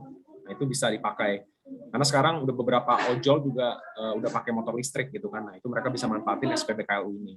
Tapi kalau kita lihat memang ini masih jauh dari target-target yang diberikan pemerintah ya, di 2025 sampai 2030 itu masih jauh dari target yang diinginkan gitu. Oke. Berarti sebenarnya ini juga menjawab salah satu pertanyaan dari Ivori Hanif Hermawan juga, Mas, dari Universitas Pertamina nih. Menanyakan terkait infrastruktur EV di Indonesia itu sudah matang belum sih sebenarnya? Mungkin bisa saya simpulkan adalah masih dalam tahap perkembangan ya, Mas Ido ya. Menurut Mas Ido gimana? Betul. Iya, kalau untuk infrastruktur pendukung ekosistemnya gitu ya, terkait ini kebanyakan terkait charging station ini memang kita masih early banget. Kalau kita belajar dari negara-negara lain gitu kan, banyak yang sudah deploy lebih banyak dari kita memang gitu. Dan memang kalau idealnya, apalagi di awal-awal development stage ini gitu untuk Indonesia, direkomendasikan sebetulnya rasionya kalau bisa semakin rendah, jadi 1:10 yang direkomendasikan untuk cepat penetrasi kendaraan listrik. Jadi 1 SPKLU untuk sekitar 10 kendaraan listrik. Tapi sekarang itu pemerintah baru sekitar 1:40 gitu kan targetnya, dan bahkan targetnya itu 1:70 itu terlalu jauh menurut kami gitu untuk mengakselerasi si kendaraan listrik ini. Karena itu tadi sebetulnya kan ya mungkin Mas Yoga juga setuju kalau kita kan kebanyakan pasti charge kendaraan listrik ya di rumah gitu, kebanyakan gitu kan. Tapi tetap aja namanya orang gitu, meskipun dia charge di rumah, tapi nanti mereka bingung kalau mau pulang kampung misalnya gitu kan, nanti ngecas di mana ya, tengah-tengah jalan bisa atau enggak gitu kan. Terus kalau misalkan tiba-tiba habis baterai tengah jalan, mereka masih takut gitu kan, jadi masih takut untuk bawa kendaraan listrik ini keluar kalau infrastrukturnya itu belum ada. Jadi ini penting untuk diperhatikan. Oke, betul banget nih Mas Idoan. Kalau Mas Yoga kira-kira ada tambahan nggak nih Mas Yoga? terkait charging distribution ini? Oke, jadi mungkin sekarang kan yang punya, jadi PLN itu kan baru membuka bisnis model tiga konsep untuk SPKLU dan SPBKLU. Tapi kalau yang secara terpasang sudah bisa kita search, kita pakai itu mungkin teman-teman bisa buka di itunya, di aplikasinya PLN Mobile. Ini saya bukan agennya PLN, tapi biar gampang ngeceknya. Jadi kalau mungkin punya Tesla, punya Hyundai Kona, punya mobil apa, ini di area mobil ya, itu bisa nyari nanti charging stationnya di PLN Mobile. Itu ada tab sendiri SPKLU, nanti bisa melihat lokasi terdekat dari itu. Plus available apa enggak gitu. Nanti jangan-jangan kayak yang berita kapan hari itu di Cina pas liburan semua pakai kendaraan listrik langsung bertengkar di tempat charging station. Ya kan, ini masih nunggu 2 jam, aku kapan ini gitu kan, bertengkar semua. Nah, itu kebetulan karena rasionya tadi masih yang pakai masih dikit. Di rest area sudah ada, kalau mau perjalanan tol di PLN yang di kota besar itu ada, dan itu kalau di aplikasinya sudah kita akan tahu energi yang akan kita bayar juga berapa. Nah, itu sebenarnya itu juga salah satu cara PLN untuk melakukan penetrasi supaya nggak tunggu-tungguan telur apa ayam dulu ini. Kan?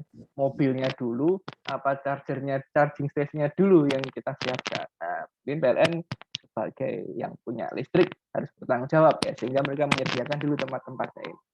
Harapannya nanti kalau banyak yang beli Tesla bisa ngecasnya di rest area, kalau mau jalan tol atau mau di kota besar. Gitu sih, Mbak.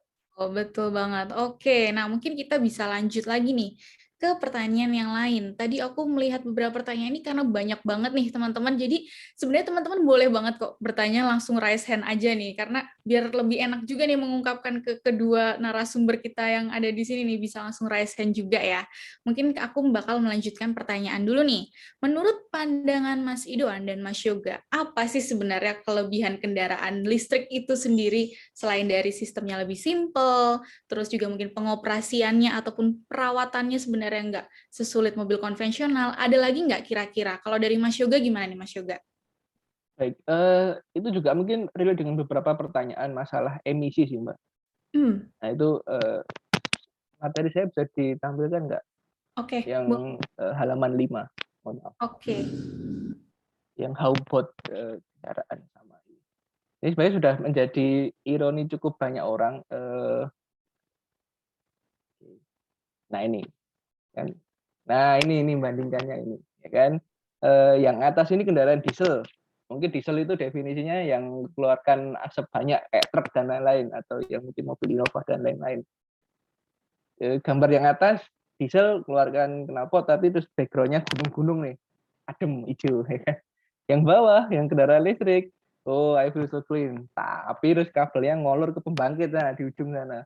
Nah, itu kamu balik mobil listrik tapi sama aja kamu ngecasnya pakai PLTU yang masih menggunakan batu bara, ya kan, udah ngeruk bumi dibakar pula jadi emisi karbon. Nah, itu seperti apa justifikasinya? Nah, itu mungkin di slide yang nomor 7 atau 8 ini sebenarnya ada pembelaannya. Ini sebenarnya ini hanya twist saja, plot twist dari teman-teman. Kan dari tadi ada juga loh Mas yang nanya, ini kan gimana nih, kan kita listrik masih perlu PLTU dan masih pakai batu bara. Nah, ini dijelaskan Mas. Nah, ini masalah emisi ini kan kita melihatnya dari hulu hingga hilir.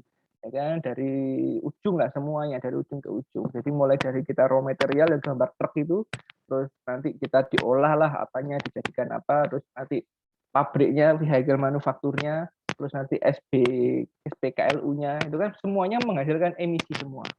Ya, tapi tadi kan kita hanya melihat di sisi kendaraan yang warna merah. Ya, terus gimana nanti total grafiknya seperti apa? Nah, itu ada di presentasi yang selanjutnya, di nomor 9 setelah ini. Oke, boleh di next. Nah, ini biar enak ini. Saya bisa menjawab pertanyaan yang tadi masalah emisi. Jadi istilah di sini adalah life cycle greenhouse. Ini ya total emisi semuanya dari mulai tadi tailpipe kan knalpot, terus recycle dari pengolahan energinya, akhir manufaktur ya pabriknya, dan baterainya. Baterai juga dihitung nih di sini nih, fair ini kan. Baterai kan juga menghasilkan polusi nanti akhirnya. Nah, ini yang sebelah kiri adalah conventional vehicle. Ini yang dipilih sudah yang paling irit, Toyota Prius Eco. itu sudah paling irit, sudah paling kecil emisinya. Jadi itu nilainya mungkin di bawah 200 ya, kita bisa ngomong mungkin 180 lah total emisinya. Nah, kalau di Sunleaf ini case yang kanan adalah mobil listrik yang menggunakan baterai. Ini di beberapa negara, ya case-nya beberapa negara. Norway kita tahu dia hampir 100% menggunakan energi baru terbarukan, sudah tidak menggunakan fosil lagi sumbernya. Jadi dia paling kecil, ya kan?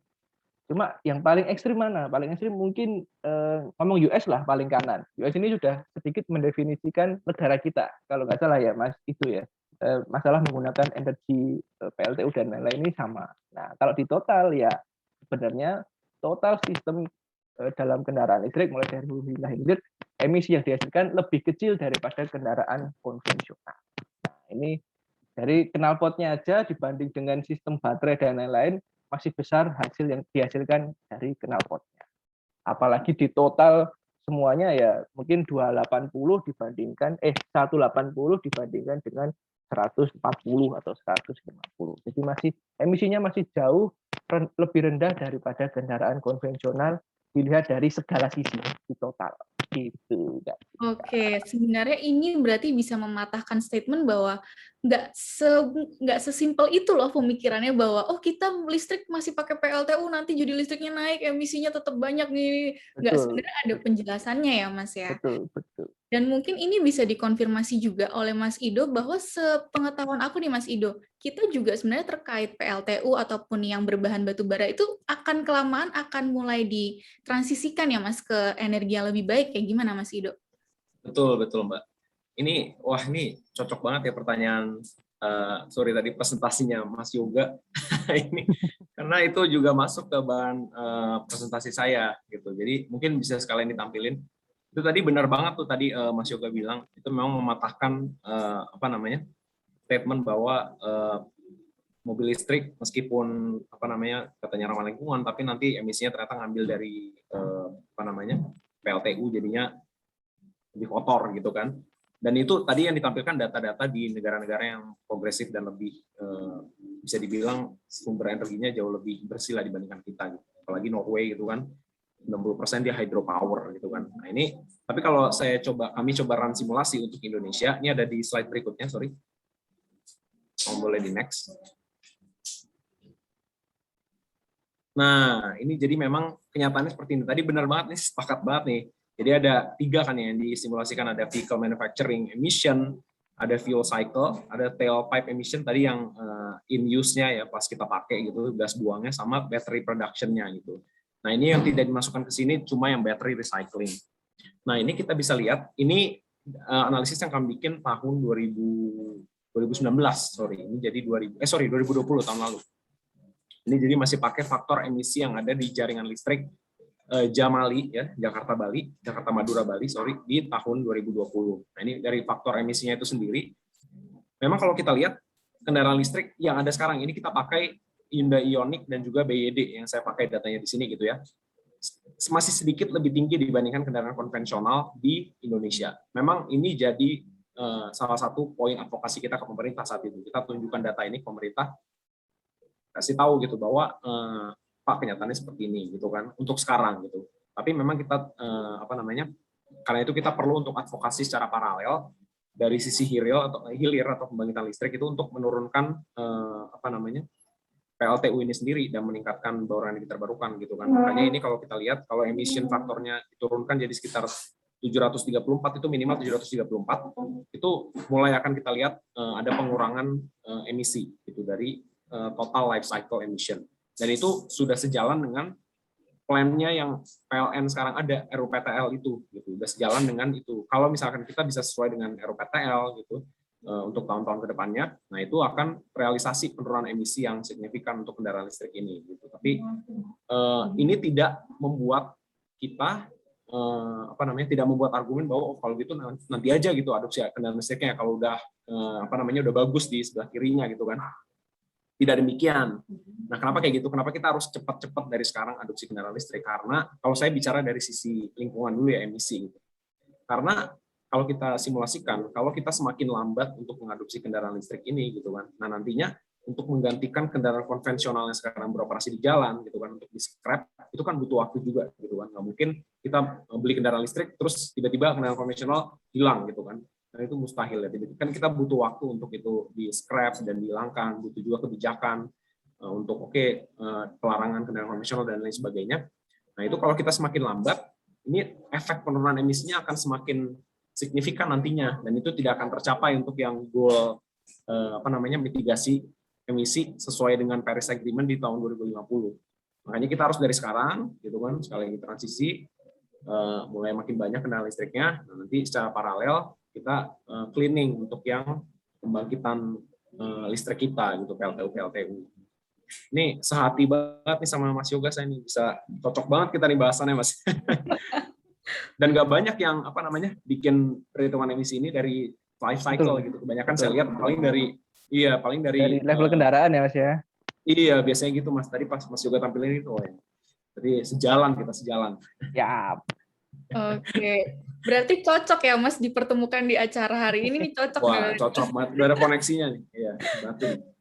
Oke. Nah, ini kita udah ngomongin masalah berdata-data nih, mungkin aku bakal masuk ke pertanyaan yang simple, tapi mungkin ini jadi pertanyaan semua orang juga nih. Ini ada pertanyaan dari Rafael Wisma Santoso nih, Mas. Dari Universitas Pertamina juga.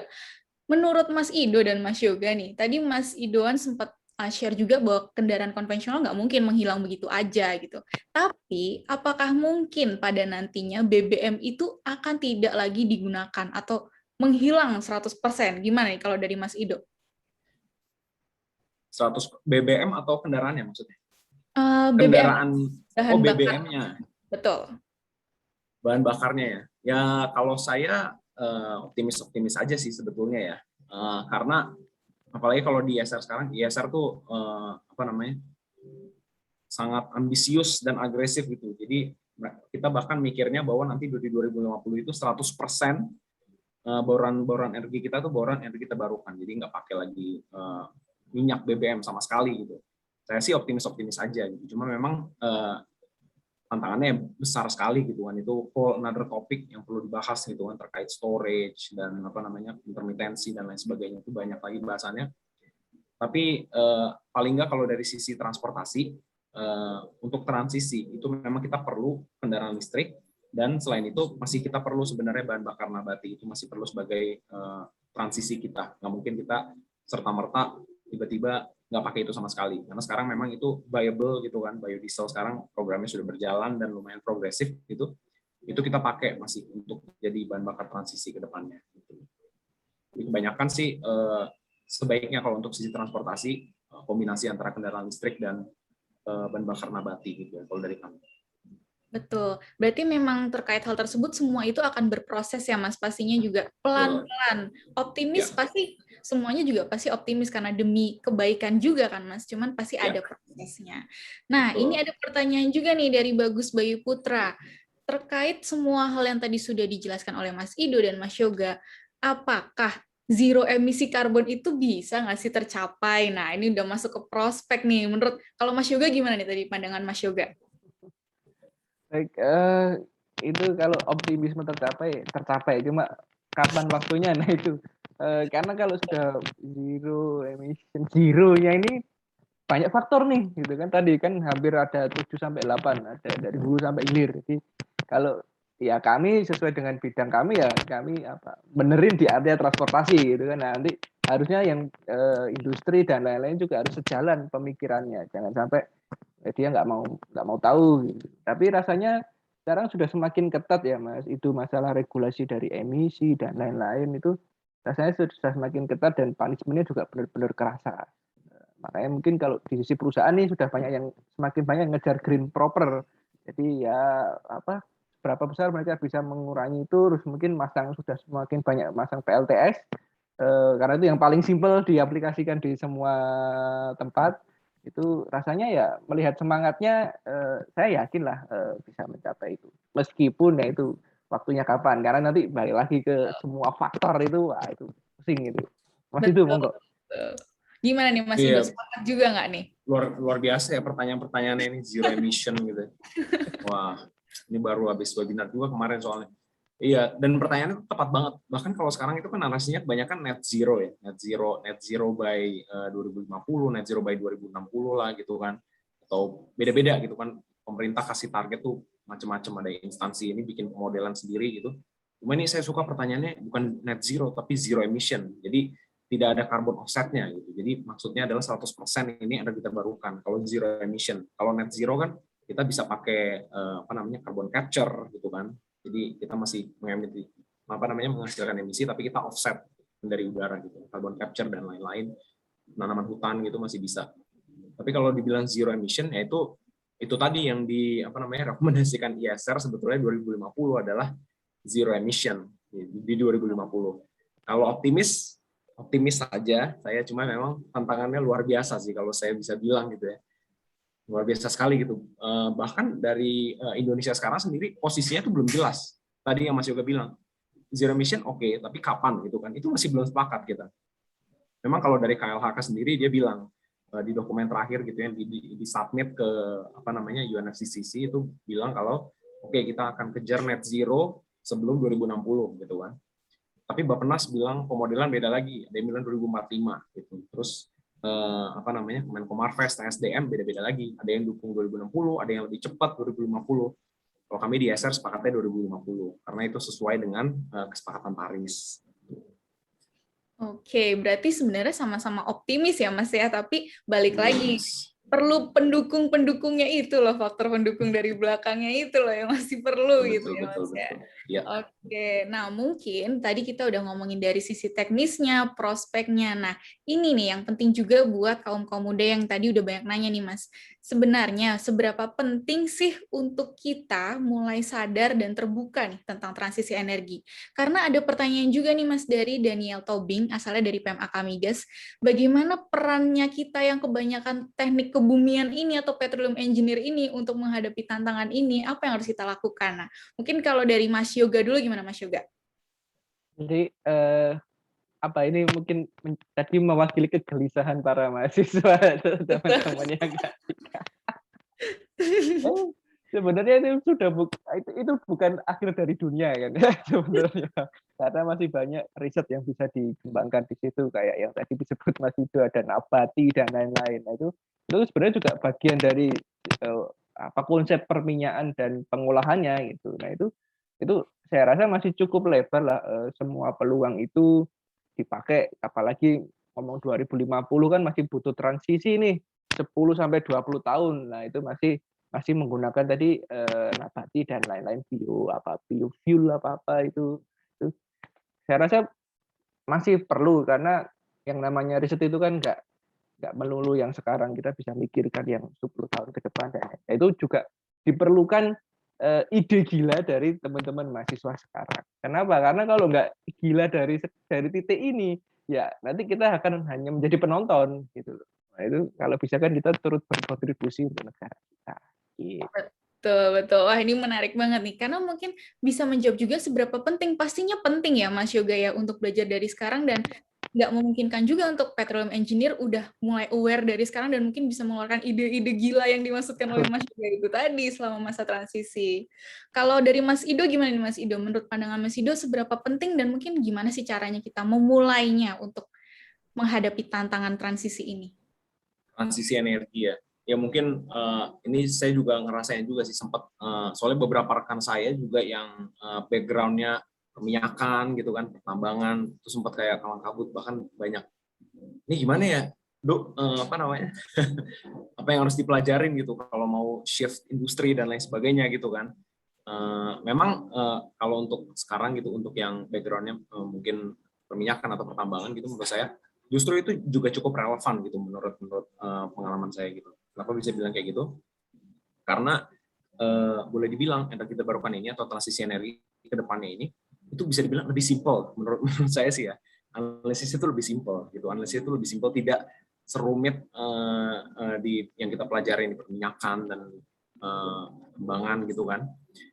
Kayak misalkan PLTS atap atau turbin angin gitu kan, atau kendaraan listrik dan sebagainya, itu teknologinya jauh lebih simpel gitu. Jadi tidak melulu yang futuristik ke depan gitu kan, sangat kayak kesannya jelimet atau apa gitu. lebih keren, lebih ini oke gitu kan, tapi lebih simple gitu. Kayaknya jadi sebenarnya peluangnya terbuka lebar gitu untuk shifting kalau mau memang join ke topik ini secara langsung gitu kan. Dan masih banyak bahan bidangnya itu sangat luas. Tadi yang disebutkan Mas Yoga ya. Di sektor transportasi bisa, di sektor industri bisa, di sektor kelistrikan bisa gitu kan, terbuka banyak peluang di dimanapun gitu. Dan khususnya sekarang ini pemerintah kan semakin banyak dukung untuk terkait dengan kita barukan ya, PLTS atap, kendaraan listrik, bahan bakar nabati gitu ya. Jadi riset tuh banyak lah sekarang, dan swasta juga startup udah mulai banyak bermunculan nih gitu-gitu. Nah jadi kalau yang sekarang saya sarankan tuh banyak mungkin bikin bisnis aja sendiri, itu bisa salah satunya kayak gitu. Atau kalau mau riset analisis, kita masih sangat butuh orang juga, itu butuh expert. Khususnya buat kendaraan listrik gitu ya. Nggak banyak sekarang yang bisa ngomong terkait kendaraan listrik, karena masih sedikit riset-risetnya gitu, nggak sebanyak kalau ngomongin batu bara dan lain sebagainya, itu kan karena udah industri legacy gitu kan, udah dari lama gitu. Dan itu bisa banget kalau mau ikutan jadi analis dan lain sebagainya di think tank, itu masih banyak terbuka kesempatannya itu sangat. Dan terutama think tank itu juga nyari yang background-nya juga perminyakan, kalau enggak dari rekan saya itu banyak yang jebolan habis industri batu bara, industri migas dan lain sebagainya gitu kan, terus mereka balik ke sini, dan itu bisa dijadikan aset, karena industri-industri yang sekarang kita perlu pikirin gimana nanti mereka transisi gitu pada saat penutupan PLTU, pekerjanya kemana gitu kan. Nah, itu semua dipikirin gitu kan, dan yang punya background atau pengalaman di situ jadi tahu itu gimana strateginya yang baik dan lain sebagainya. Jadi jangan takut sama sekali, karena yang pertama yang harus dipikir itu simple gitu, itu simple, nggak ribet, nggak yang ini yang dipikirkan gitu, jauh lebih simple. Sekarang tinggal cari peluangnya aja di mana. Secara keseluruhan memang yang kita bawakan ini tetap masih, meskipun banyak didukung, tetap masih kecil bisa dibilang ya. Kita masih bertumbuh gitu di sini. Jadi justru banyak butuh inovator-inovator nih. Jadi bikinlah bisnis, bikinlah ide-ide, itu masih terbuka banget. Itu kayak contoh lah Mas Yoga ini yang sudah maju duluan gitu dengan ide sendiri. Nah kayak gitu-gitu kan banyak gitu. Bisa bisa digunakan tuh ide-ide yang gilanya gitu di sini. Terutama di sektor ini, karena ya disinilah saatnya berkreasi gitu menurut saya gitu. Betul. Aku juga sangat setuju dengan penjelasan Mas Ido juga terkait hal tersebut. Memang terkait energi terbarukan atau bauran ini memang sebenarnya udah banyak nih isunya, tapi masih butuh juga orang-orang yang menyalurkan ide-idenya itu nih. Nah, mungkin nih Mas Ido ada pertanyaan lagi. Apakah gimana sih caranya untuk mahasiswa punya peran untuk realisasi? Nah, mungkin yang bisa aku tangkap dari pertanyaan ini adalah bagaimana kita seorang mahasiswa yang mungkin background-nya bukan dari kendaraan listrik atau dan lain-lainnya untuk memulai belajar gitu Mas. Apakah mungkin Mas Ido bisa memberikan referensi untuk bahan pelajaran kah atau seperti apa, gimana Mas Ido? Kalau untuk mau belajar ya kan tadi seperti saya bilang itu karena simple ya. Join aja webinar kayak gini, itu satu yang paling mudah ya. Webinar seperti ini itu semakin menjamur gitu kan, banyak banget. Terus ikutilah komunitas-komunitas terbuka dan gratis gitu kan. Terkait kendaraan listrik juga ada komunitasnya, PLTS atap juga ada gitu. Dan biasanya dari webinar itu nanti akan terkoneksi dengan instansi-instansi lain, baik dari pemerintah ataupun lain-lain, itu bisa dari situ. Atau sekarang juga banyak follow-lah dari sosial media gitu kan, NGO yang memang bergerak di bidang energi terbarukan, itu dari konten-konten itu juga banyak bisa banyak belajar karena kita sangat aktif nih ngeluarin gitu. Jadi banyak, nggak cuma ISR, banyak banget gitu yang bisa di follow sosial medianya dan lain sebagainya gitu kan. Kontennya itu sangat banyak sekarang. Terus kemudian kalau terkait bahan untuk belajar gitu ya, menurut saya karena cukup simple gitu, bahkan bisa dipelajarin. Pertama itu dari media yang ada sekarang, media massa yang ada sekarang, itu isu-isunya coba diikutin aja, perkembangan terkini itu apa, baca-baca dari media massa, dan simple aja riset dari diri sendiri gitu kan, desktop research sendiri gitu kan, nggak ada sulitnya. Paling nanti kalau sudah semakin tertarik gitu, nah nanti mungkin bisa coba untuk apply untuk internship di beberapa NGO atau think tank yang berhubungan dengan isu transisi energi ini, itu bisa. Dan itu biasanya sangat terbuka, lebih banyak untuk internship daripada untuk full time workers gitu ya. Itu bisa kalau pengen tahu, ada yang 3 bulan, ada yang 6 bulan, itu bisa. Nah, nanti jadi langsung tahu kira-kira selain topiknya kita mesti tahu apalagi sih keterampilan, kayak misalkan analisis keekonomian seberapa jauh atau seberapa dalam gitu, analisis teknis seberapa jauh seberapa dalam dan lain sebagainya. Ya, jadi mungkin bisa dimulai dari hal-hal kecil aja gitu, atau simply connecting sama teman aja yang udah tahu gitu kan, kerja di situ atau banyak ikutin isu-isu itu gitu kan. Karena sekarang ini kalau yang energi terbarukan ini banyak banget sih yang menggaungkan isunya gitu. Jadi fear not lah, banyak banget yang bisa dipelajarin kalau buka-buka sosmed gitu. Oke, betul Belajarin banget. Mas Yoga nih. Betul banget. Jadi Nah, kan ini dia sebagai mentor gitu. sebentar lagi aku mau tanya rahasianya Mas Yoga juga nih. Iya, makanya. Betul. Tapi sebenarnya kalau terkait Mas Ido ini, untuk teman-teman juga sebenarnya bisa lihat loh video-video ISR di YouTube juga nih, ada Mas Ido juga loh di sana itu. Iya tuh, bisa juga lihat di YouTube ya kan, di Instagram, kita juga ada Instagram gitu. Podcast juga kita ada sekarang, bisa di-follow. Oke, nah ini dia nih, kalau dari Mas Yoga rahasianya gimana nih? Karena Mas Yoga udah dari zaman kuliah tuh udah melakukan riset-riset dan bahan ciptaannya juga nih di kendaraan listrik. Menurut Mas Yoga belajarnya dari mana sih, Mas? Oke, jadi mungkin kalau dari sebagai insan mahasiswa, ya kan, mungkin akses terbanyak adalah di laboratorium. Tapi mungkin bisa jadi laboratorium yang Anda ikuti sedang tidak fokus risetnya di situ. Ya berarti bisa juga, mungkin kan sekarang juga banyak lomba-lomba nih, masalah konsep, masalah bisnis plan, masalah energi, ini sangat banyak banget lomba-lomba. Nah itu sebenarnya kompetisi itu juga bisa diikuti. Dan yang terakhir adalah akses kita sekarang, Mas Menteri Nadiem ini kan bikin kampus merdeka, ya kan? Yang yang tadi internship, magang itu sudah menjadi hal yang mungkin arahnya ke wajib gitu. Jadi kami sudah nggak ngomong KP 1 bulan dapat apa, ya kan, kerja praktek 1 bulan dapat apa, dapat struktur perusahaan, direkturnya siapa gitu, sudah gitu doang. Tapi harusnya bisa lebih dalam dari itu. Nah itu kenapa harus bikin kampus merdeka. Itu sama di workshop kami juga cukup banyak teman-teman mahasiswa yang ikut di program itu, jadi nanti dikonversi juga menjadi SKS, artinya kekhawatiran bahwa nanti ada yang kurang 1/4 nggak genep, nggak bisa lulus tepat waktu, itu bisa dikonversi, itu lebih enak. Jadi dengan itu mahasiswa akan punya skill, jadi bukan secara teoris saja mereka paham, tapi juga punya skill di lapangan itu seperti apa, di workshop itu seperti apa, kalau bikin prototipe seperti apa. Itu sih biasanya pendekatan kami kalau terhadap mahasiswa seperti itu. Oke, nah ini mungkin ada pertanyaan yang nyerempet-nyerempet tentang lowongan kerja nih Mas untuk di masa depan nih untuk Mas Yoga dan Mas Ido. Tadi udah menyinggung masalah think tank-nya ISR, ada tentang workshop-nya Mas Yoga. Nah, apakah bisa dibilang untuk peluang pekerjaannya itu di masa depan juga akan banyak dibuka nih untuk sektor kendaraan listrik? Kalau Mas Yoga gimana nih Mas Yoga? Jadi kendaraan listrik mungkin jadi 2 mata pisau sebenarnya. Artinya gini, ada khawatiran juga industri existing ini akan tidak terpakai lagi. Kan?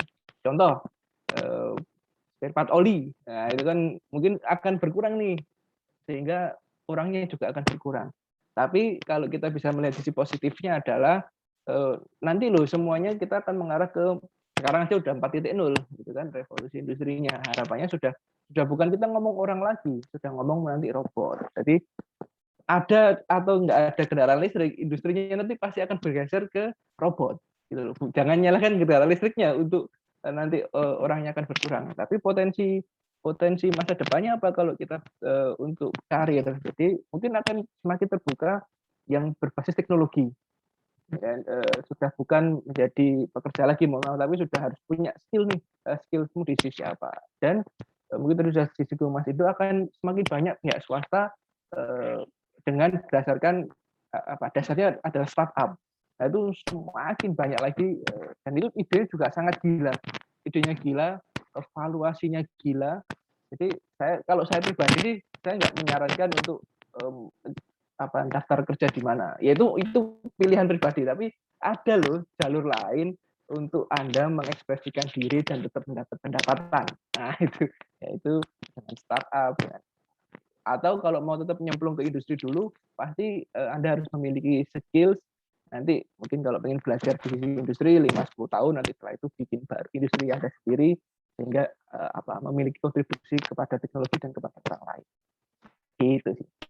Oke, wah mantap banget nih. Nah, kalau punya Mas Idon, gimana nih Mas Idon pandangannya? Apakah ada riset-risetnya juga kah terkait untuk peluang pekerjaannya untuk di masa depan? Gimana nih Mas Idon? Kalau riset ya, kalau riset khusus untuk peluang pekerjaan gitu, kita belum bikin sih. Kita bikinnya ada riset, memang tadi Mas Yoga bilang gitu kan, kalau energi terbarukan memang kalau kita lihat itu berpotensi untuk menghasilkan job lebih banyak, green jobs gitu kan, dibandingkan industri yang ada existing gitu. Jadi fear not, jadi jangan takut nanti makin arahnya transisi energi justru akan kekurangan lapangan pekerjaan, justru terbuka lebih besar lagi dan lebih membutuhkan banyak orang. Kalau kita hitung dari analisis gitu ya, green jobs itu lebih banyak gitu. Dan kalau dari sisi saya personally gitu kan, dari yang saya hari-hari kerjakan gitu, saya lihat proyek ini makin banyak sih, terutama dari kendaraan listrik gitu ya. Ini banyak sekali gitu kan proyek terkait kendaraan listrik dan lain sebagainya gitu. Dan di sisi lain gitu yang saya ikutin juga terkait panel surya, itu juga banyak sekali yang udah muncul company-company kecil-kecil, 1-2 orang gitu bikin bisnis, bikin apa segala macam, bikin ide-ide. Itu teman-teman sejawat saya sendiri gitu. Jadi saya sepakat banget tadi yang Mas Yoga bilang, kalau di industri yang sekarang ini kita mau, ini kan eranya disrupsi ya, disrupsi energi gitu kan. Jadi kita jangan pakai metode yang konvensional lagi gitu. Itu boleh gitu kan. Untuk beberapa tahun kita kerja dulu, cari pengalaman, cari tahu gitu industri ini seperti apa ke depannya dan kira-kira trajektorinya seperti apa. Kalau butuh itu banyak terbuka peluang juga gitu kan. Seperti yang saya bilang tadi, kalau think tank ini juga beberapa NGO juga banyak yang buka terkait internship dan lain-lain gitu, atau proyek-proyek lepasan gitu, kita juga biasanya hiring proyek officer gitu-gitu, itu banyak semakin menjamur sekarang gitu. Itu kalau mau belajar-belajar, atau untuk full time workers kita semakin expanding, tim kita tuh dari hari ke hari semakin banyak orangnya gitu, dan NGO yang lain juga saya lihat makin berkembang. Jadi ini memberitahu kalau emang isu ini semakin panas gitu kan, semakin banyak didukung, terus akhirnya lapangan pekerjaannya semakin meluas gitu kan. Nah, tapi itu tadi, kalau menurut saya bikin sendiri aja kalau menurut aku sih ya. Jadi bikin sendiri gitu, bikin ide-ide apalah gitu, banyak banget soalnya, dan entry point-nya itu macam-macam banget. Kalau panel surya misalnya, dan sekarang berbasis teknologi macam-macam banget, mau bikin yang berbasis IoT atau apapun gitu kan, banyak banget. Atau karena ini masih baru banget gitu, dari hulu ke hilir ini terbuka banyak entry point-nya gitu. Mau ngomong ke baterai silahkan gitu, kalau mau ngulik baterai atau sampai bikin kendaraan listrik atau analisisnya segala macam. Jadi fear not gitu. Saya sendiri juga pikirannya justru pengen ya kayak Mas Yoga ini bikin bisnis gitu kan. Itulah kalau sekarang ini. Iya, betul banget. Bikin sendiri gitu. Betul.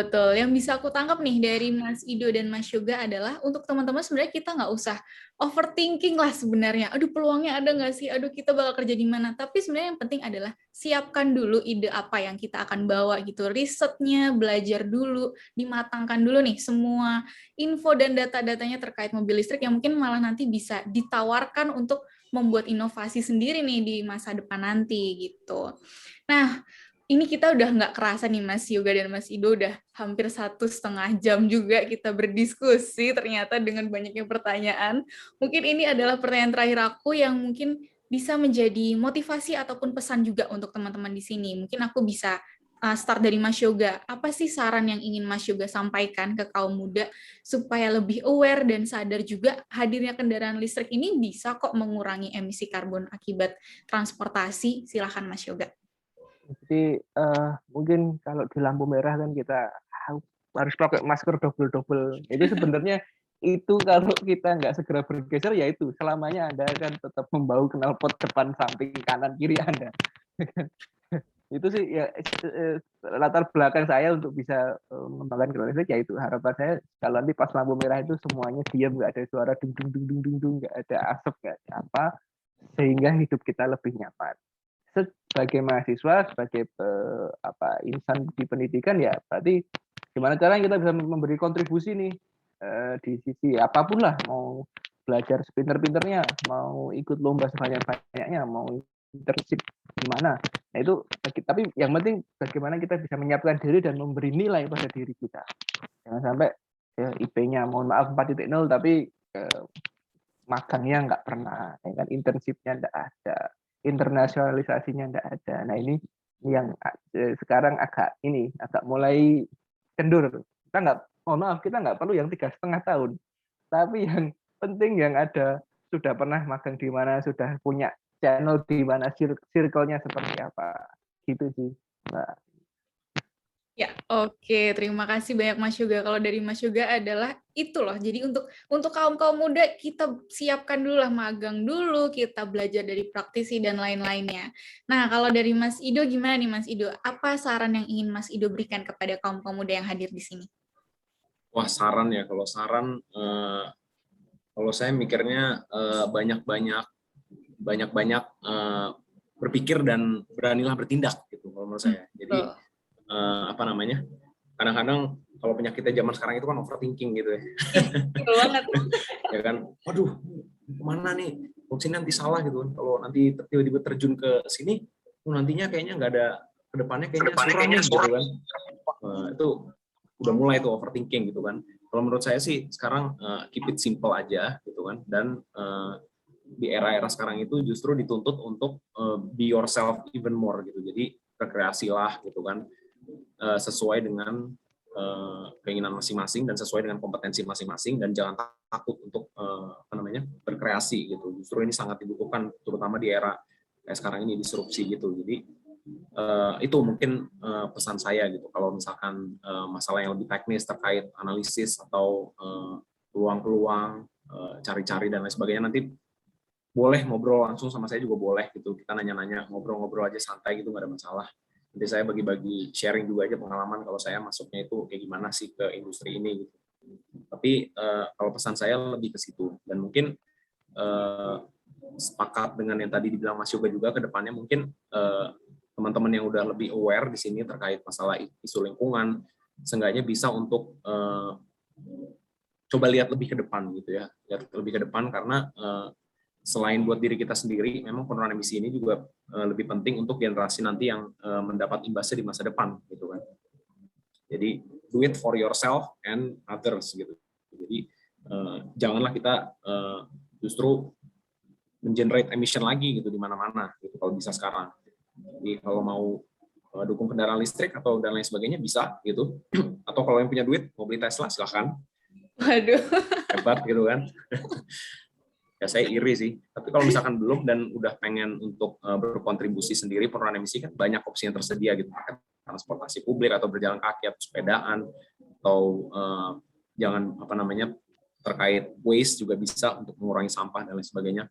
Terbuka banyak sekali peluang mulai dari diri sendiri. Jadi mulai dari yang kecil-kecil aja dulu. Itu aja sih dari saya.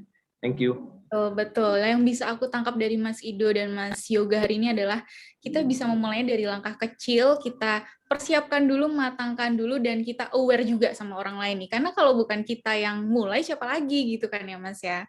Gitu. Atau mungkin Mas Yoga mau giveaway mobil listrik juga ke partisipan hari ini? Boleh Mas. Please Mas Yoga, boleh. Saya mobil listrik belum punya, Mas Ido, Mbak Ika. Saya sudah memulai dengan punya sepeda motor yang legal. Jadi saya punya gesit, saya pakai harian, ya kalau baterainya habis ya saya ngecas di warung kopi, di mana, di PLN, di mana. Itu saya sudah menjalani itu. Jadi tapi bikin sendiri, Mas? Yang gesit enggak, yang gesit kan kita beli legal kan, sudah ada plat nomornya. Jadi ya kita bayar pajak juga. Orang kita lewat jalan masa nggak bayar pajak kan gitu. Ya, saya pengen memulai itu dengan kemampuan saya. Gitu. Wah, keren tuh, kayak gitu konkret, luar biasa. Mantap. Mungkin ini buat mahasiswa boleh mulai diganti motor-motor gedenya ya dengan motor-motor listrik. Oke. Nah, Mas Ido, Mas Yoga, sayang banget diskusi kita hari ini ternyata udah sampai di penghujung acara, padahal kita mungkin masih banyak banget yang mau ditanyain teman-teman dan masih banyak banget yang mau didiskusikan. Nah, mungkin buat teman-teman yang ingin bertanya ataupun diskusi lagi, nanti bisa stalking cari profilnya Mas Ido dan Mas Yoga, ataupun nanti Mas Ido dan Mas Yoga bisa melampirkan LinkedIn ataupun sosial medianya juga di kolom chat. Dan mungkin ada beberapa poin yang bisa aku simpulkan juga dari diskusi kita hari ini adalah teknologi kendaraan listrik itu udah semakin berkembang ya teman-teman, jadi nggak perlu khawatir bagaimana prospek kendaraan listrik ke depannya. Dan bagi kaum muda, bagi kita mahasiswa, penting banget untuk kita mulai mendukung adanya transisi energi ini, karena tujuannya adalah menghijaukan negeri kita juga. Dan itu bisa kok dimulai dari langkah yang mudah dengan belajar dulu dari media massa, kompetisi, berdiskusi dengan praktisi, atau dengan ikut webinar juga. Dan bahkan nantinya mungkin bisa investasi juga nih ke kendaraan listrik, sama seperti yang Mas Yoga lakukan juga. Gitu. Nah, mungkin ini adalah akhir kata dari aku. Terima kasih banyak untuk teman-teman yang sudah mendengarkan talk show, dan ini standby dari tadi konsisten banget 160 orang, luar biasa hari ini yang bertanya, semuanya keren-keren banget. Dan makasih untuk Mas Yoga dan Mas Ido yang udah mau talk show hari ini. Tapi acaranya belum selesai ya teman-teman, jangan kemana-mana dulu. Karena setelah ini masih akan dibawakan oleh MC. Kepada Angel, MC hari ini, saya persilahkan. Terima kasih banyak Mas Yoga dan Mas Ido juga. Terima kasih Mas Yoga, Mbak Siska, semuanya. Thank you ya, sehat-sehat. Okay, guys, unfortunately, we have reached our time duration even in the middle of our exciting talk show. And thank you so much, Kak Chika, for guiding the talk show session. Now we are moving to the appreciation session for our amazing speaker, Mr. Ido and Mr. Yoga, who already gave us so much insight and knowledge. The appreciation will be given by Giovanni Jody Barizon as the president of SP Universitas Pertamina Student Chapter. First memento will be given to Mr. Ido, and to Bari, time is yours. Okay, thank you, Angel. Hello, Mas Ido. I'm Barry, as a president of SP APSC and also a representative of SP APSC. Would like to send our biggest gratitude to Mas Ido for the very insightful knowledge and amazing experiences that been shared regarding to electric vehicle and green energy during the talk show, and also the suggestion for the youngster like us. So now I would like to give a memento in a form of certificate and a vector art, and hopefully it could be a symbol of our collaboration and cooperation. And I'm so looking forward to our next collaboration, Mas, in another project. Thank you. Thank you very much, Mas. It's a very nice picture, by the way. Thank you very much. Thank you so much for the appreciation. Before that, maybe we can take a picture first with Mr. Ido, and for the operator, please help me with the documentation. Okay, thank you, Angel. So I'll take a photo for both of you, for Mr. Ido and Angel, and also Bang Berry. Please be ready. 3, 2, 1, and cheese. One again. 3, 2, 1, cheese. Okay, thank you. Thank you so much. Thank you, And Mas. Mr. Ido, how's today talk show? Maybe there is a little impression for our event today. Yeah, I think it went really well, and I didn't expect that. There's a lot of what do you call it, insights also coming, and very interesting questions from the participants. I wasn't expecting comments like, oh, how we can reach zero emissions in the future. So it just goes to show that I think young youth nowadays, I think, is very aware of the situation that we are in right now, and very much looking forward to the energy transition in the future. So it's a very exciting times. Thank you for arranging this. Thank you so much, Mr. Ido, for the feedback, and I hope you don't get bored to be bothered in our other event. Of course not. Okay, next moving to Mr. Yoga. Let's start the memento session, and to Bari, time is yours. Okay, thank you, Angel. Okay, hello, Mas Yoga. So also I would like to give our biggest gratitude to Mas Yoga for the very insightful knowledge and amazing experience that been shared, and also the suggestion for the youngster like us. Now I would like to give a memento in a form of certificate and a vector art. Hopefully it could be a symbol and also useful for Mas Yoga in the future. I'm so looking forward for our next collaboration in another project, Mas. Matur suwun sangat, Mas. Thank you Mas Bari. Matur nuwun. Matur nuwun, Mas. cantik saya di sini ya. Thank you so much, Barry, for the appreciation. And now let's take a picture together with Mr. Yoga, and to the operator, please help me again with the documentation. Okay, for Mr. Yoga, Angel and Bang Berry, please be ready. 3, 2, 1, and cheese. One again. 3, 2, 1, and cheese. Okay, thank you. Okay, thank you for the operator. And hello again, Mr. Yoga, and how's today talk show? Maybe there is a little impression. Yeah, very interesting. First, I want to appreciate to all of the attendants here. Yeah, still 150, 160. Yeah, it's very good. Very good. Interesting talk with Mr. Ido, and also, yeah, we can share each other with our own data, with our own experience to give all of us another insight. So yeah, I think we need to talk more about this topic or another topic. Yeah, Yeah. we can do it again. Thank you, Mr. Mas Berry. Thank you.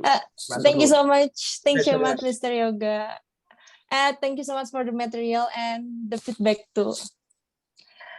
Okay, next, the second photo session. For all the participants, please open your camera. And for the operator, once again, please help me with the documentation.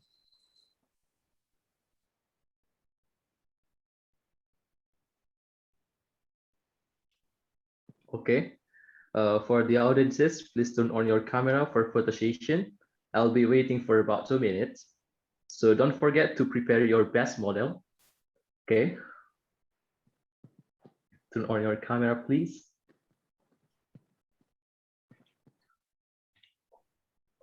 Okay. For the first slide, 3, 2, 1, and cheese. One again. 3, 2, 1, and cheese. Okay, next slide, please. Okay, 3, 2, 1, and cheese. Okay, next slide, please. Okay, 3, 2, 1, and cheese. Next slide. 3, 2, 1, and cheese. Okay, that's enough. I'll give it back to Master of Ceremony.